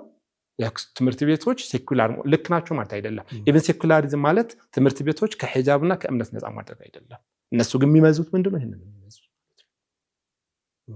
ለመጨረሻ ጊዜ እኔ ማስታወሰው ምናልባት በኋላ ላይ ልናነሳው እንችላለን። እስካሁን ከመጡ የኢትዮጵያ መንግስታት ኦፊሻሊ የአክሱም ሙስሊሞችን ጥያቄ ሪኮግናይዝ ያደረጉት ጠቅላይ ሚኒስትር ዶክተር አብይ አህመድ ብቻ ናቸው። ኦፊሻሊ ጥያቄው ህገ መንግስታዊ ነው፣ እነሱ ላይ የሚፈጸመው ሁኔታም ኢሰብአዊ ነው ብሎ የጠቅላይ ሚኒስትሩ ውጭ አሜሪካ ጉብኝት በነበራቸው ጊዜ ፈርስት ሂጅራ ፕሮግራም ላይ ማለት ነው ቴንኪው ያኔ እየተናገሩት ማለት ነው። በፕሪንሲፕል ደረጃ ኦፊሻሊ ሪኮግናይዝ ያደረጉ ብቸኛው የኢትዮጵያ መሪ ጠቅላይ ሚኒስትር ዶክተር አብይ አህመድ ብቻ ናቸው። ሌሎቹ እኔ ብዙ ጊዜ እንደሚቆጨኝ አትሊስት በፕሪንሲፕል ደረጃ ይህን ነገር እንዴት መቀበል ያቅታቸዋል? በፕሪንሲፕል ደረጃ ይህንን ጉዳይ ሃይማኖታዊ መብት ነው የሚለው ነገር መስማት ፈልጋለሁ። ኢምፕሊሜንቴሽን እኮ ሌላ ጉዳይ ነው። የአካባቢ ሰው እንዴት ነው ማሳመን ይቻላል ወይ እንዴት አድርገ ምናምን የሚለው ነገሮች ማንሳት ይቻል ነበር። በፕሪንሲፕል ደረጃ በመርህ ደረጃ ግን የአክሱም ሙስሊሞች ጥያቄ ህገ መንግስታዊ ጥያቄ ነው የሚል እኮ ነው እስካሁን ያላየ ነው። ከትግራይ መሪዎችም ሆነ ከኢትዮጵያ መሪዎችም ሆነ ኤክሰፕት ጠቅላይ ሚኒስትር አብይ አህመድ ይህን ነገር ማንም ሪኮግናይዝ ያደረገ ሰው አላውቅም። አትሊስት በመርህ ደረጃ ጥያቄ ሪኮግናይዝ እንዲደረግልኝ እፈልጋለሁ። ኢምፕሊሜንቴሽኑ ሌላ ጉዳይ ነው። በመርህ ደረጃ እንዴት ይህን ነገር መቀበል ያቅታቸዋል? ለሃይማኖት እኩልነት ነው የታገልነው፣ ለብሔር እኩልነት ነው የታገልነው የሚሉ ሰዎች ሳይቀር ማለት ነው። ምኑ ጋር ነው ታዲያ ሃይማኖት እኩልነት? ምኑ ጋር ነው ታዲያ የብሔር እኩልነት? አሁን በአክሱም እያለ እየተደረገ ስላለ ሁኔታ እንነጋገርና ምንድነው አሁን አክሱም ያሉ ሙስሊሞች እየደረሰባቸው ያለው በደል፣ ግፍ፣ ጫና? ያ ቅድም ያነሳናችሁ ፓተርኑ ጠብቆ ነው የመጣ፣ ለዘመናት ፓተርኑ ጠብቆ ነው የመጣ ብለናል። በኃይለ ሥላሴ ዘመንም በዮሐንስ ዘመንም ብለናል፣ በአፄ ዮሐንስ ዘመንም እንድ ቲፒኤልኤፎች ጊዜም ብለናል። አሁንም እየሆነ ያለው ለብዙ ዘመናት ሲሆን የነበረ ነገር ነው። አዲስ ነገር የለውም ለኔም ማለት ነው። ምናልባት አሁን ትግራይ ውስጥ ያለው የስርዓት መፍረስ አለ፣ ኦርደር የለም፣ ህግ የለም፣ ሁሉም እንደፈለገው የሚያደርግበት ሁኔታ ተፈጥሯል ትግራይ ውስጥ ማለት ነው። ይህንን አጋጣሚ ተጠቅመው በትግራይ ሙስሊሞች ላይ በተለይ በአክሱም ሙስሊሞች ላይ ብዙ በደሎች እየደረሱ ያሉበት ሁኔታ ነው ያለው። በደሎቹ ወይም የመብት ጥሰቶቹ ብዙ አይነት ናቸው። አክቹዋሊ 2024 2025 አካባቢ ላይ በፈረንጆች አቆጣጠር ከሂጃብ ጋር ተያይዞ ብዙ ተማሪዎች 159 ተማሪዎች ከትምህርት ውጭ ተደርገው ቆይተዋል። 159 ተማሪዎች ከኤሌመንታሪ እስከ 12ኛ ክፍል ያሉ ተማሪዎች ሴት ተማሪዎች በሂጃብ ምክንያት ሂጃብ ትምህርት ቤት ላይ መልበስ ሂጃብ ስልህ ሌላ እንዳይመስልህ ትግራይ አካባቢ ላይ ያለው ሂጃብ እና ወራቤ ላይ የሚጠየቀው ጥያቄና ሶማሌ ጋር የምናየው እንትን በደንብ አድርገህ ማየት ትችላለህ። ሂጃብ የሚባለው የትግራዮች ነው ማለት ጉፍታ የምትባለው ምንም የለውም ሌላ እንጂ ጅልባብ ወይ ንቃብ ጋር ጥያቄ ሆነ ያቅም እዛ ደረጃ አልደረሰም። በቃ ሂጃብ ጉልባብ ወይም ደግሞ በትግርኛ ሙፀን ይባላል። ላይክ ድርያ የምትመስለው ነገር በቃ ያችኛው ማለት ያን እኔ ተማሪ እያለሁኝ አስታውሳለሁ። እኛ ትምህርት ቤት እስከ ትምህርት ይሄን እንትን የሚፈቀድላቸው ያገቡ ሴቶች ብቻ ነበሩ። ተማሪዎች ይሄንን ለብሰው ትምህርት ቤት መግባታቸው ነበር። እስከ በሩ ድረስ ያን ለብሰው ይሄዳሉ። በር ሲደርሱ ያወልቁ ይገባሉ። ቅጣትም ነበረው ለብሰው የሚሄዱ ሙስሊም ሴት ተማሪዎች አብዛኞቹ አስታውሳለሁ 10 ብር ይቀጣሉ ምናምን ሂጃባቸው ተቀምጦ ዳስተር ምናምን ይደረጋል። እኔ ይሄንን ተማሪ ሆኜ ማስታውሰው ነው። እኔ የነበርኩበት አካባቢ ላይ ማለት ነው። ሁሉም አካባቢ ላይ ይሄንን ጥያቄ ነበር፣ ሂጃብ ጥያቄ ማለት ነው። ለዘመናት የነበረው ጥያቄ አክሱም ጋር ይሄንን 24 25 ላይ ድንገት ትምህርት ቤቶች ላይ መከልከል ተጀመረ። እቺ ሂጃብ መልበስ አትችሉ ካልሆነ ትምህርታችሁ ወይም ትምህርት ወይም ሃይማኖታችሁ የሚል ሁለት አማራጭ አቀረቡላቸው። 2 ዓመት ሙሉ ተከራከሩ። 2 ዓመት ሙሉ ከትምህርት ውጭ ሆነው ቆዩ። 14ቱ 12ኛ ክፍል ተማሪዎች ነበሩ። ፎርም መሙላት አልቻሉም፣ ከለከሏቸው። ያልደረስንበት ቦታ የለም፣ ያልሄድነው ቦታ የለም። ትምህርት ሚኒስቴር ድረስ ሚኒስትር ዲኤታዋ ድረስ አነጋግረናል። የትግራይ ተወላጆች ሆነን ማንም ጸጥ መፍትሄም አልሰጡም። ፋይናሊ 12ኛ ክፍል ተማሪዎቹ ትምህርት ቤት ላይ መውላት ስላልተቻለ በስንት መከራ ትምህርት ሚኒስቴር ጣልቃ ገብቶ ሆቴል የሆነ ቦታ ላይ ተወስደው ፎርም ሞሉ። ትምህርት ቤት ውስጥ ስላልተቻለ በድብቅ ፎርም እንዲሞሉ ተደረገ። ኦኬ ሞሉ። ከዛ በኋላ ትምህርት ቤት ለመፈተን ሲሄዱ መግባት አትችሉ። ምንድን ነው ቅድስት ከተማ ይሉሃል በአንድ በኩል። ቅድስት ከተማ ታዲያ መገላለጥ ነው። ማርያም መርየምን የምናከብራት የምንወዳት ብጽዕት የሆነች እስልምና ያላቃት እናታችን ሂጃብ ለብሳ ነው የምትታወቀው። ክርስትና እምነት ላይም ሂጃብ የለበሰች ናት። ስለዚህ እነዚህ ሴቶች የማርያምን አምሳያ መከተል አትችሉም ማለት ቅድስናው ምን ጓል እንደ ማርያም እንሁን ነው አይደል? እነዚህ ሙስሊሞች ጥያቄ ማርያም እንደለበሰችው እንልበስ እኮ ነው የእነዚህ ሙስሊም ሴቶች ጥያቄ። ምንስከርት መልበስ አጭር ቀሚስ መልበስ ህጋዊ ተደርጎበት በዛች ከተማ ላይ ሂጃብ መከልከል ሀድና ከእምነት ጋር ማነው ከቅድስና ጋር የሚያገናኝ ሲሆን እስልምና ጋር ያለው ጥላቻ የሚያሳይ ክሊርሊ እስልምና ጋር ጥላቻ ስላላቸው ነው እንጂ እነዚህ ሰዎች ሂጃብ መልበሳቸው ምንድነው የሚከለክላቸው? እንዲያም የዩኔስኮ እና ሌሎች ዓለም አቀፍ እንትኖች የሚሏቸው ሰዎች በእምነታቸውና በብሔራቸው ምክንያት ከትምህርት መቅረት የለባቸውም የሚለው ዩኔስኮ። እንዲያም ሰዎች ከነ እምነታቸው ከነ ብሔራቸው ከነ አለባበሳቸው ከነ ቋንቋቸው ወደ ትምህርት ቤት እንዲመጡ አድርጓቸው ነው የሚባለው፣ ከትምህርት እንዳይቀሩ ለማበረታታት። ምክንያቱም በእምነታቸው በብሔራቸው ምክንያት ባለባበሳቸው ምክንያት ከትምህርት ከቀሩ ቤዚክ ራይት ነው፣ ትምህርት ቤዚክ ራይት ነው። ስለዚህ በእንደዚህ አይነት ምክንያት መገፋት የለባቸው ነው የሚለው። 159 ሙስሊም ተማሪዎችን በሂጃባቸው ምክንያት ከትምህርት ውጭ ተደርገው ብዙ ክርክር ተደረገ፣ ሰላማዊ ሰልፍ ተደረገ፣ ብዙ ነገር ተሞከረ። ፋይናሊ ከስንት ክርክር በኋላ ታንክስ የትግራይ ሰበር ችሎት ፈቀደላቸው፣ ወደ ትምህርት ቤት ተመለሱ። ቆዩ። ባለፈው ደግሞ እንደገና ከፍተኛ የሆነ ይሄ የኤፕሪል 15 ኤፕሪል እንትን አካባቢ ላይ የነበረው ክስተት ከመከሰቱ በፊት ሚያዝያ አካባቢ ላይ የነበረውን በከፍተኛ ሁኔታ የጥላቻ ስብከቶች መደረግ ጀመሩ። እነዚህ የጥላቻ ስብከቶች ሲደርሱን እኛ ሪፖርት እናደርጋለን፣ ማንም ሰሚ የለም። ምንድን ነው የሚሉት? ሂጃብ የሚባለው ትምህርት ቤቶች ላይ ማየት አንፈልግም፣ የአዛን ድምፅ መስፋት አንፈልግም። አዛን which በጣም የሚገርም አዛን ማይኮች ተብሎ ሆነ የተነሱት ይህንቱን እንዳይመስል ትልቁ ስፒከር እንዳይመስል ይሄ ምድር የሚባለው ይሄ ቀበሌ ላይ የሚጠቀሙት እንት ነው ማጉሊያ ድምፅ የምትባለች እኛዋ ተራዋ ኹጥባ ሲደረግ ጫፍና ጫፍ የሚሰግድ ሰዎች እንትን እንዳይሆኑ ይሄ ማጉሊያ ድምፅ ብቻ ነው የሚጠቀሙ። ይሄ በእጅ የሚያዘው ይሄ ቀበሌ ሰዎች ምናምን የሚጠቀሙት ማጉሊያ ነው ምናምን የሚባለው ድምፅ ማጉያ በቃ እኛዋ የድሮ የካድሬዎቹ እንት ነው እሱ ነው። አሁን ስፒከር ተከፈተብን የሚሉት የኛው ድምፅ ነው። ሰው አዛን ድምፅ መስማት አንፈልግም። ኪራይ መስጂዶችም እንዲዘጉ እንፈልጋለን። መስጂዶቹ በኪራይ መስጂዶች ሚናራ ያላቸው ምን የላቸው ተራ የሰፈር ቤቶች ናቸው። ይህንንም አንገሸገሻቸው፣ ይህንንም ደበራቸው፣ ይህንንም አስጠላቸው ማለት ነው ሰዎች። ይህንን እያደረገ ያለው ቀድሞ ወዳልኩ መለሰልህ። እኔ አክሱማውያን እንዳሉ እንደዛ ናቸው ማለት አይደለም። የሚገራርሙ በመቻቻል የሚያምኑ የሚገራርሙ ሰዎች ያሉባት ከተማ ናት። ተከባብሮ የሚኖር ህዝብ ያለበት አካባቢ ናት። ነገር ግን መዋቅሩን ተጠቅመው ግን ህዝቡን የሚያበጣብጡ ሰዎች ግን አሉ። መዋቅሩን አሁን አክሱም ውስጥ መዋቅራዊ ጭቆና አለ ነው የምለው እኔ። ሲስተሚክ የሆነ መዋቅራዊ የሆኑ ጭቆናዎች አሉ። ምን ማለት ነው? ትምህርት ቤቶች ላይ ጫና የሚፈጥር፣ ቤተ እምነቶች ላይ ጫና የሚፈጥር፣ የመንግስት ድርጅቶች ላይ የጸጥታ አካላት ላይ መዋቅር እንትን የሚፈጥር ከንቲባዎቹ አሁን የሚዘወሩት የአክሱም በንቡረ እድ ሰው ባለፈው የተደረገው ምንድን ነው? ጁምዓ ሊሰግዱ እነሱ ሰዎች ተሰብስበው እንዲሄዱ ነው። ከመስገዳቸው በፊት ጁምዓ 3 ሰዓት ላይ የጸጥታው አካል አክሱም ከተማ ኮሚቴ የእስልምና ጉዳይ ኮሚቴዎቹን ጠራቸው። ይህችን የድምፅ ማጉሊያውን መጠቀም አትችሉም። መንገድ ላይም ይህን ጁምዓ የምትሰግዱት ሹቅ መስጊድ ነው የሚባለው አካባቢ። ሹቅ ማለት ሱቅ ነው። ሹቅ መስጊድ ላይ የምትሰግዱት ነገርም ኮብልስቶን ላይ የምትሰግዱት ነገርም ታቆማላችሁ ከአሁን በኋላ 3 ሰዓት ላይ ይህንን አላቸው። ለምን? በቃ እንደዛ ነው፣ አይፈቀድም። ውስጥ እንጂ ውጭ መስገድ አትችሉም ነው። ይሞላል። ተራ እንትን ናቸው እነዚህ ተራ ቤቶች አይደል? ትናንሽ ስለሆነች ይሰግዳሉ። ስለዚህ ኮብልስቶን አለ፣ ሱቆቹ እነሱ እንትን የሚሰሩባቸው እዛ አካባቢ ላይ አንጥፈው ይሰግዳሉ።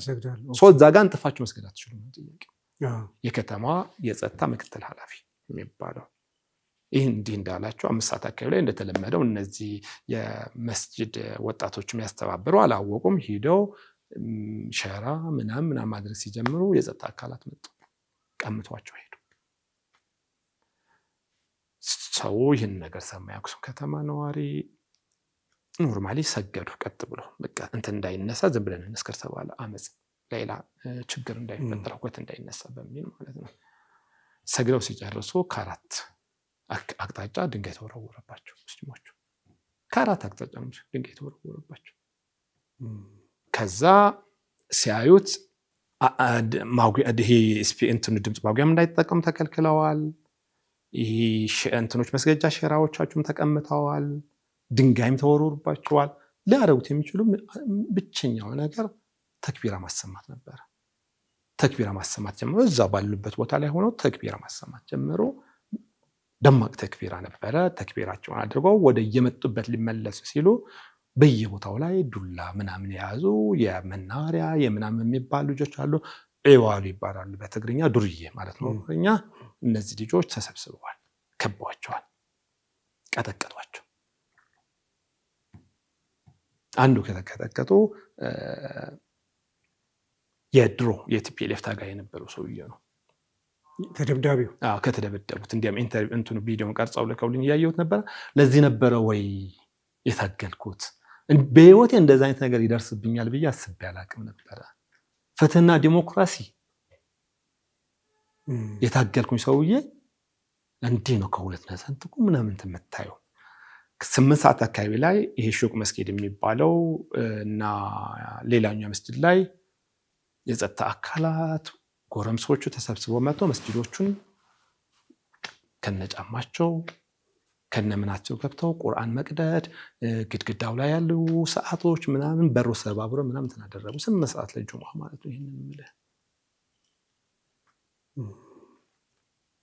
አሰሴም ታይም የሚገርም ተዘጋጅቶ እንደነበር የምታውቀው አንድ ከአክሱም ከተማ ወጣ ብሎ የሚገኝ ኤሪያ አለ እንደ አብነ አረጋዊ የሚባል አውትስኪርት ምንድነው ከአክሱምና አካባቢዋ የምንለው ወጣ ያለ አካባቢው ማለት ነው። 3 ሙስሊሞች ብቻ ናቸው የሚኖሩት እዛች ቦታ ላይ። አክሱም ከተማ ውስጥ ምን እንደተፈጠረ አያውቁም። ሴትዮዋ ምን እንደተፈጸመ አያውቁም። በዛ ቀን ቤታቸው ድረስ መጥተው ከነ ልጃቸው ቀጥቅጠው በድንጋይ ምናምን ሞተዋል ብሎ ትቷቸው ሄዱ።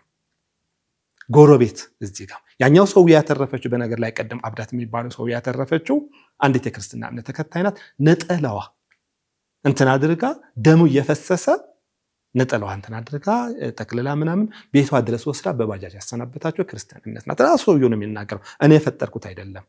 ይህን ያደረጉት ነገርም መካድ አያስፈልግም። እኚህ ሴትዮዋ የ70 ዓመት ሴትያ ናት። ወይዘሮ ሳዕዲያ ይባላሉ። ምን እንደተፈጠረ አያውቁም። እምልህን አክሱም ከተማ ውስጥ ጅምዓ ቀን ምን እንደተፈጠረ አያውቁም። ቤታቸው ድረስ መጥተው ቀጠቀጧቸው። ሙተዋል ብለው ትቷቸው ሄዱ። አንዷ ልጃቸው አክሱም ከተማ ውስጥ ነው የምትኖር። ስልክ ተደወለላት። አረ እናትሽ እንዲህ ሆነው ወድቀዋል፣ ሊሞቱ ነው፣ ይድረሽላቸው።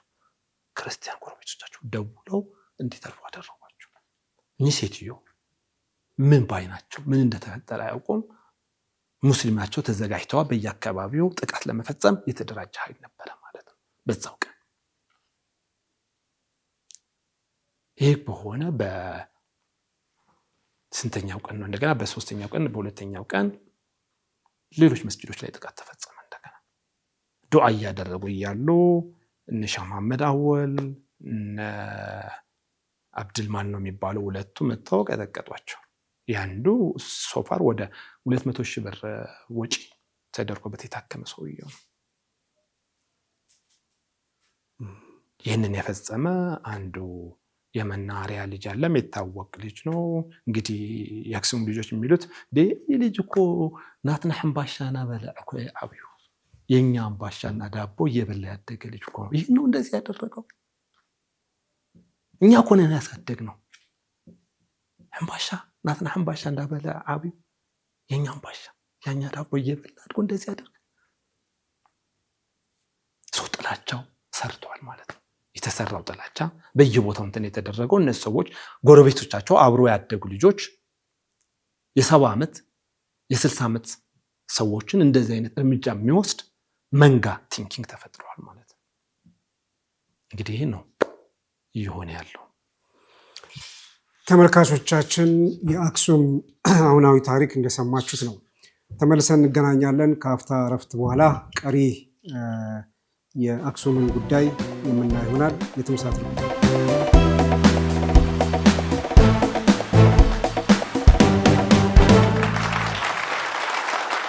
ተመልካቾቻችን ከአፍታ እረፍት በኋላ ተመልሰን ተገናኝተናል። ከመሐመድ አወል ጋር ቆይታችን ይቀጥላል። ቀደም ሲል የአክሱም ሙስሊሞችን የሂጃብ እንደዚሁም ደግሞ የመስገጃ ቦታ መስጂድን በተመለከተ አለማግኘት ብቻ ሳይሆን የሚደርሰውንም ጥቃት እያየን ነበርና ከዛ በተረፈ የመቃብር ቦታ አለማግኘት ጭምር አንዱ ኢሹ ነውና በአክሱም ያሉ ሙስሊሞች የት ይሆን መኖሪያም ላይ ከተቸገሩ መቀበሪያቸው የት ይሆን? እንግዲህ መዋቅራዊ ጭቆና ነው የምንለው ይህንን ነው። መዋቅራዊ ጭቆና የምንለው ስትራክቸራል ኦፕሬሽን ስትራክቸራል ቫዮለንስ ተብለው ኢንተርናሽናሊ ከተቀመጡ ነገሮች አንዱ የሃይማኖት መብት ክልከላ፣ የቦታ ክልከላ፣ የአሰፋፈር ክልከላ ስያሜዎች ናቸው እና መዋቅሮች ላይ በተለያየ መንገድ የሚደርሱባቸው በእምነታቸው ተገለው ወይም በብሔር መገለል ካለ መዋቅራዊ ጭቆና እንላቸዋለን። የአክሱም ሙስሊሞች በተለያየ መንገድ መዋቅራዊ ጭቆና እየደረሰባቸው ያለው ከመዋቅራዊ ጭቆናም አልፎ ሌላ ስያሜም ሊሰጠው ይችላል። እኔ ያንን ስያሜዎች መጠቀም ስለማልፈልግ ነው። መዋቅራዊ ጭቆና የሚለው ግን ሁላችን ያስማማናል ማለት ነው። ሌብሊንግ አለ። መጤናችሁ የሚለው የመጀመሪያው ነው። አንዳንዶቹ ወደ ጄኖሳይድ የሚካሄዱ እኮ ሌብሊንግ ነው የሚጀምረው ወደ ጄኖሳይድ የሚሄደው ሌብሊንግ መጤናችሁ እናንተ እዚህ የከተማ ነዋሪዎች አይደላችሁም፣ እኛንን ተቀብለን ያስተናገድናችሁ ምንድናችሁ እናንተ እንደ ሰው ያለ መቁጠር ምናምን ሁኔታዎች አሉ ማለት ነው። ብዙ ስድቦች አሉ።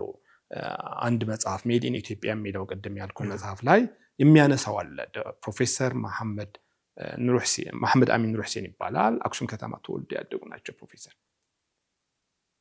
እና አስተዳደጋቸው ነው የሚገልጹት። አክሱም ከተማ ላይ እንዴት ተወልደው እንዳደጉ ወደ ጎንደር ሄዱ። ከጎንደር በኃይለ ሥላሴ ዘመን ነው ሚኒሊክ ትምህርት ቤት፣ ከዛ ወደ ሐረር የሚሊታሪ አካዳሚ የሄዱበት ሁኔታ በቅርቡ ነው ይህ መጽሐፍ ያሳተሙት። ህይወታቸው ምን ይመስል እንደነበረ ጎንደር ውስጥ የነበረውን ስትራክቸራል ቫዮለንስ ሙስሊሞች አክሱም ውስጥ የነበረው በተደጋጋሚ ያነሳል እና የአክሱም ሙስሊሞችን ጥያቄ ያነሳሉ።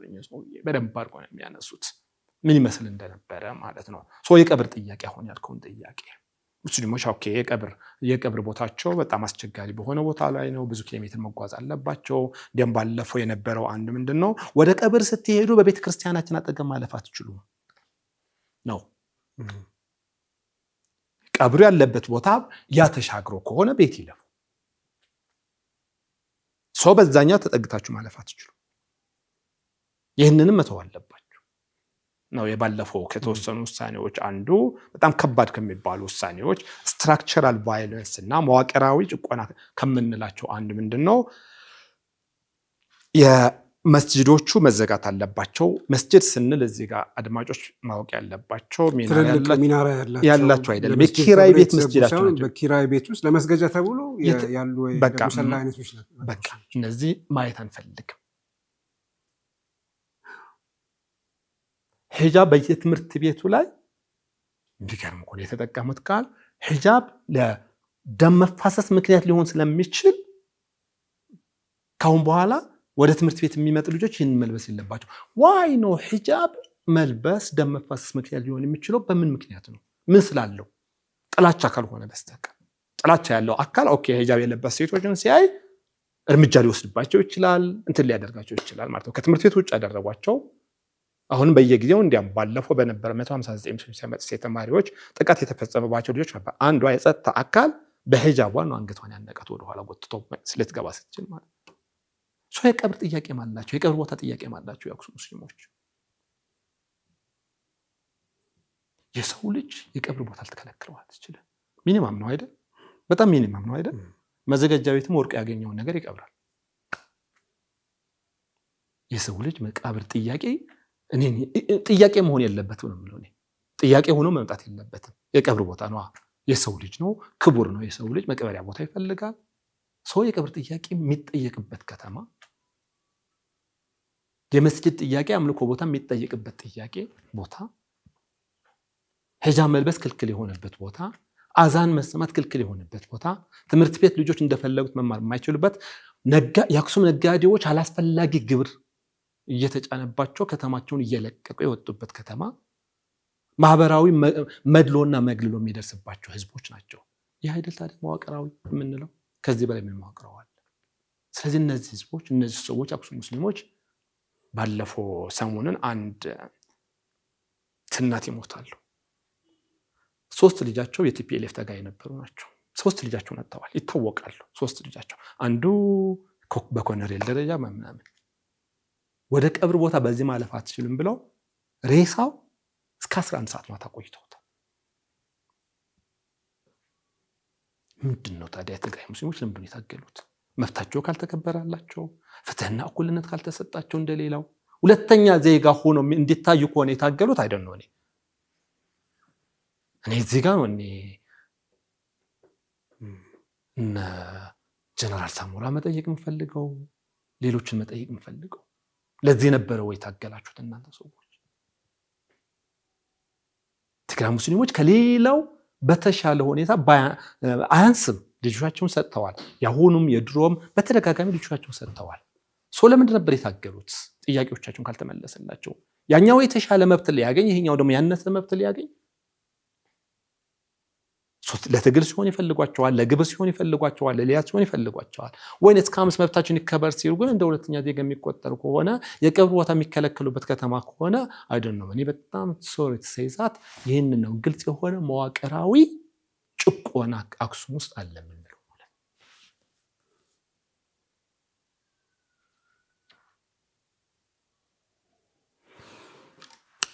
አሳዛኝና በጣም ልብ የሚነካ የመንግስትንም የማህበረሰቡንም ትኩረት የሚፈልግ በተለይ ከማንም በላይ አክሱማውያን እዛ ያሉ አክሱማውያን በደንብ ተሳስበው ሙስሊሞች የዛው ተወላጅ አክሱማውያን በሰላም እምነታቸውን የሚያከብሩበት ሁኔታ ሊፈጠር ይገባል ብዬ አስባለሁ። ግን በዚህ ሁሉ ሂደት ውስጥ እስካሁን የመጣ ብዙ ለውጥ የለም። መፍትሄው ምን ይሆን ግን መጨረሻ ላይ? እኔ መፍትሄዎቹ የአጭር ጊዜና የረጅም ጊዜ ብለን ልናስቀምጣቸው እንችላለን። የአጭር ጊዜ አሁን ያለውን ሁኔታ ማስቆም ያስፈልጋል። መስመሩ እየሳተ ነው። አሁን አክሱም ላይ ያለው ሁኔታ 4ኛ ጁማ ሆናቸዋል። ጁማ ሳይሰግዱ ጁማ መስገድ ተከልክለዋል። ከፈለጋችሁ ውቅሮ ማርያ ሄዳችሁ መስገድ ትችላላችሁ ተብለዋል። ውቅሮ ማርያ ማለት ከአክሱም 20 ኪሎ ሜትር ወጣ 15 ኪሎ ሜትር ወጣ ብሎ የሚገኘው ውቅሮ ማርያ ድረስ ሄዳችሁ ጁማ መስገድ ትችላላችሁ። ዙሁር ነው እየሰገዱ ያለው አክሱማውያን። ጁማ መስገድ አይችሉም፣ ተከልክለዋል። ይህ መፍትሄ ይፈልጋል። እነዚህ የአክሱም ከተማ ሙስሊም ሴት ተማሪዎችም በሂጃባቸው ምክንያት ከትምህርት ሊታገዱ ነው፣ መታገድ አለበት ብሎ አጽድቀዋል። ሊታገዱብን ነው እነዚህ ልጆች፣ የመማር መብታቸው ሊከለከሉብን ነው እነዚህ ልጆች። የመማር መብታቸው ከተከለከሉ ደግሞ ሊሰደዱ ነው፣ ከተሰደዱ ደግሞ በየመንገዱ ሊቀሩብን ነው። ይህ መፍትሄ ይፈልጋል ነው።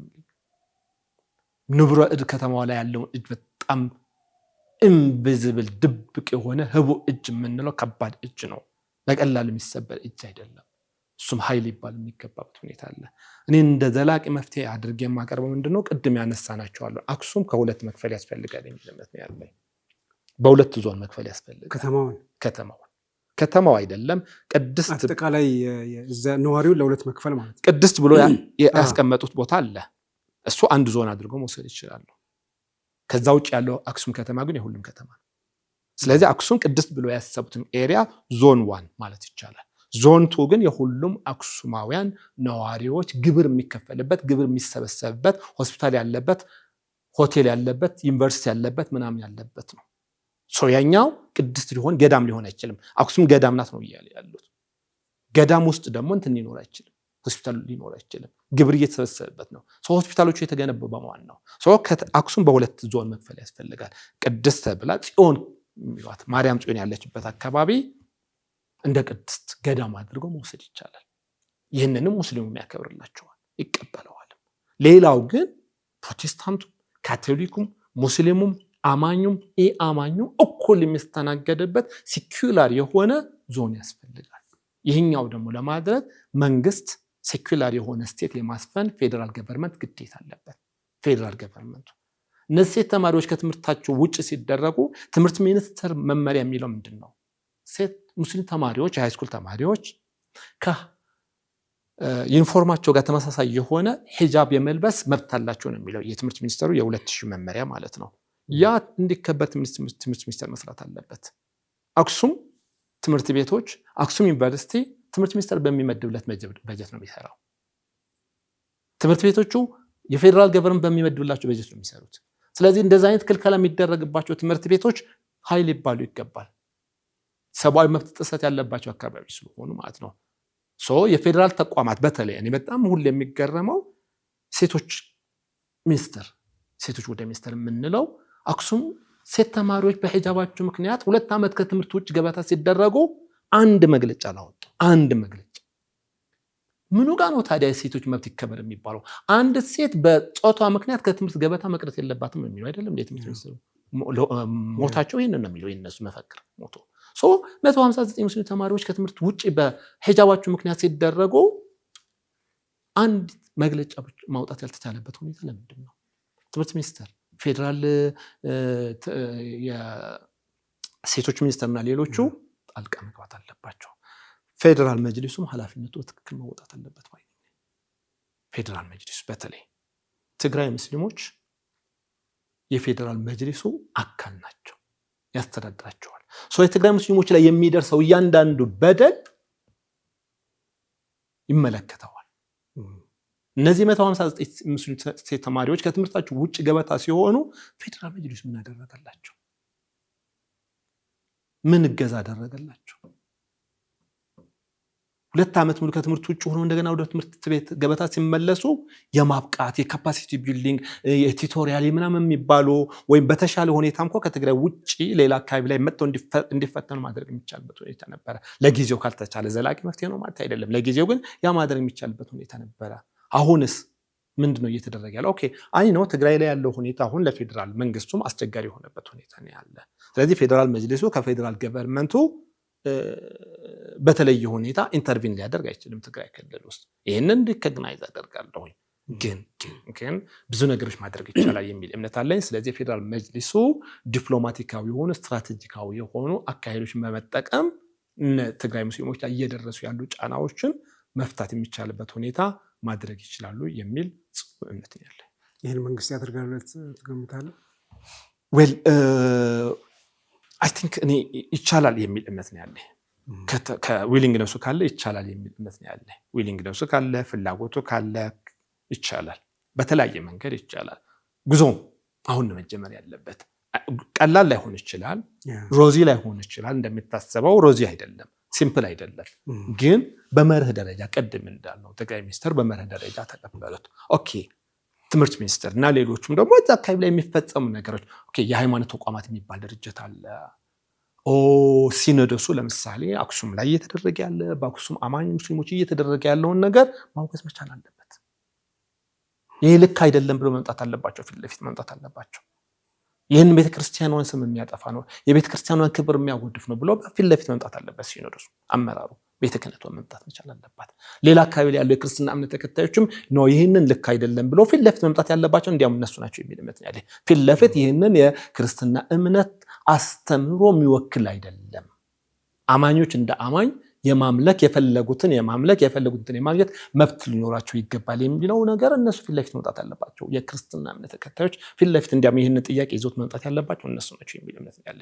ከፍ ሲል ደግሞ ሲኖዶሱ ይህንን በትክክል የሃይማኖት ተቋማት ድርጅት የሚባል አለ። እነሱም ይህንን እንትን ማድረግ አለባቸው። ክልል ውስጥ ያሉ አመራሮች እና ሌሎችን ይህን ማድረግ አለባቸው። ዊሊንግነስ ካለ ይቻላል የሚል እምነት። በጣም ጥሩ። የአክሱምን ታሪካዊ ዳራ ተመለከትን። በአክሱም ያሉ ችግሮችን በተለይ ሙስሊሞች ላይ የሚደርሰውን ጫና በደንብ መሐመድ ለመዳሰስ ሞክረሃል። ተመልካቾቻችን ብዙ ግንዛቤ ያገኙ ይመስለኛል። መጨረሻ ላይ ቱ ዞን ሶሉሽን ነው ያመጣኸው። ይሄ መፍትሄ አሁን ያለውን ችግር የሚፈታ ስለሆነ በተለይ መንግስት ትኩረት አድርጎ ቢሰራበትና ችግሩ በጣም እየተባባሰ ወደ ሌላ ነገር ሳይሄድ መፍትሄ ቢሰጠው የሚል ነው። ቀደም ሲልም የአጭር ጊዜ መፍትሄ ተብለው የተቀመጡ ነገሮች አሉ። ግን ዋናው ቱ ዞን ሶሉሽን ወይ ደግሞ አክሱምን ለሁለት ዞን መክፈል የተሻለ ነው የሚል አማራጭ ነው ያቀረበው። መሐመድ አወል በመቀሌ ዩኒቨርሲቲ የፒኤችዲ ጥናቱን እያደረገ ይገኛል። በወራቤ ዩኒቨርሲቲም መምህር ነው። የተለያዩ ጥናቶችን በተለይ አሁን ባነሳናቸው ጉዳዮች ላይ በደንብ የሚሰራ የአካባቢው ተወላጅ ነው። ዛሬ እዚህ ስለተገኘ እና ይህን የመሰለ ምላሽ ስለሰጠን ስለ አክሱም ሙስሊሞች በዚህ ደረጃ በደንብ ስላሳወቀን ያለውን ችግር ስላሳየን ከልብ እናመሰግናለን። ሌላ ጊዜ ሌሎች ጉዳዮችን ከአንተ ጋር እንደምንዳስስ እንደምንዋይ ተስፋ አድርጋለሁ። ለዛሬው በተመልካቾቻችን ስም ከልብ አመሰግናለሁ። በጣም አመሰግናለሁ እንግዳችሁ አድርጋችሁ ስለጋበዛችሁ። ቴንክ ዩ። በጣም እናመሰግናለን። ተመልካቾቻችን የዛሬውን የጀማል አህመድ ሾው በዚሁ ያጠናቀናል። አብራችሁን ስለቆያችሁ ከልብ እናመሰግናለን። ሳምንት ከሌላ እንግዳ ጋር እንጠብቃችኋለን። አሰላሙ አለይኩም ወረህመቱላሂ ወበረካቱ።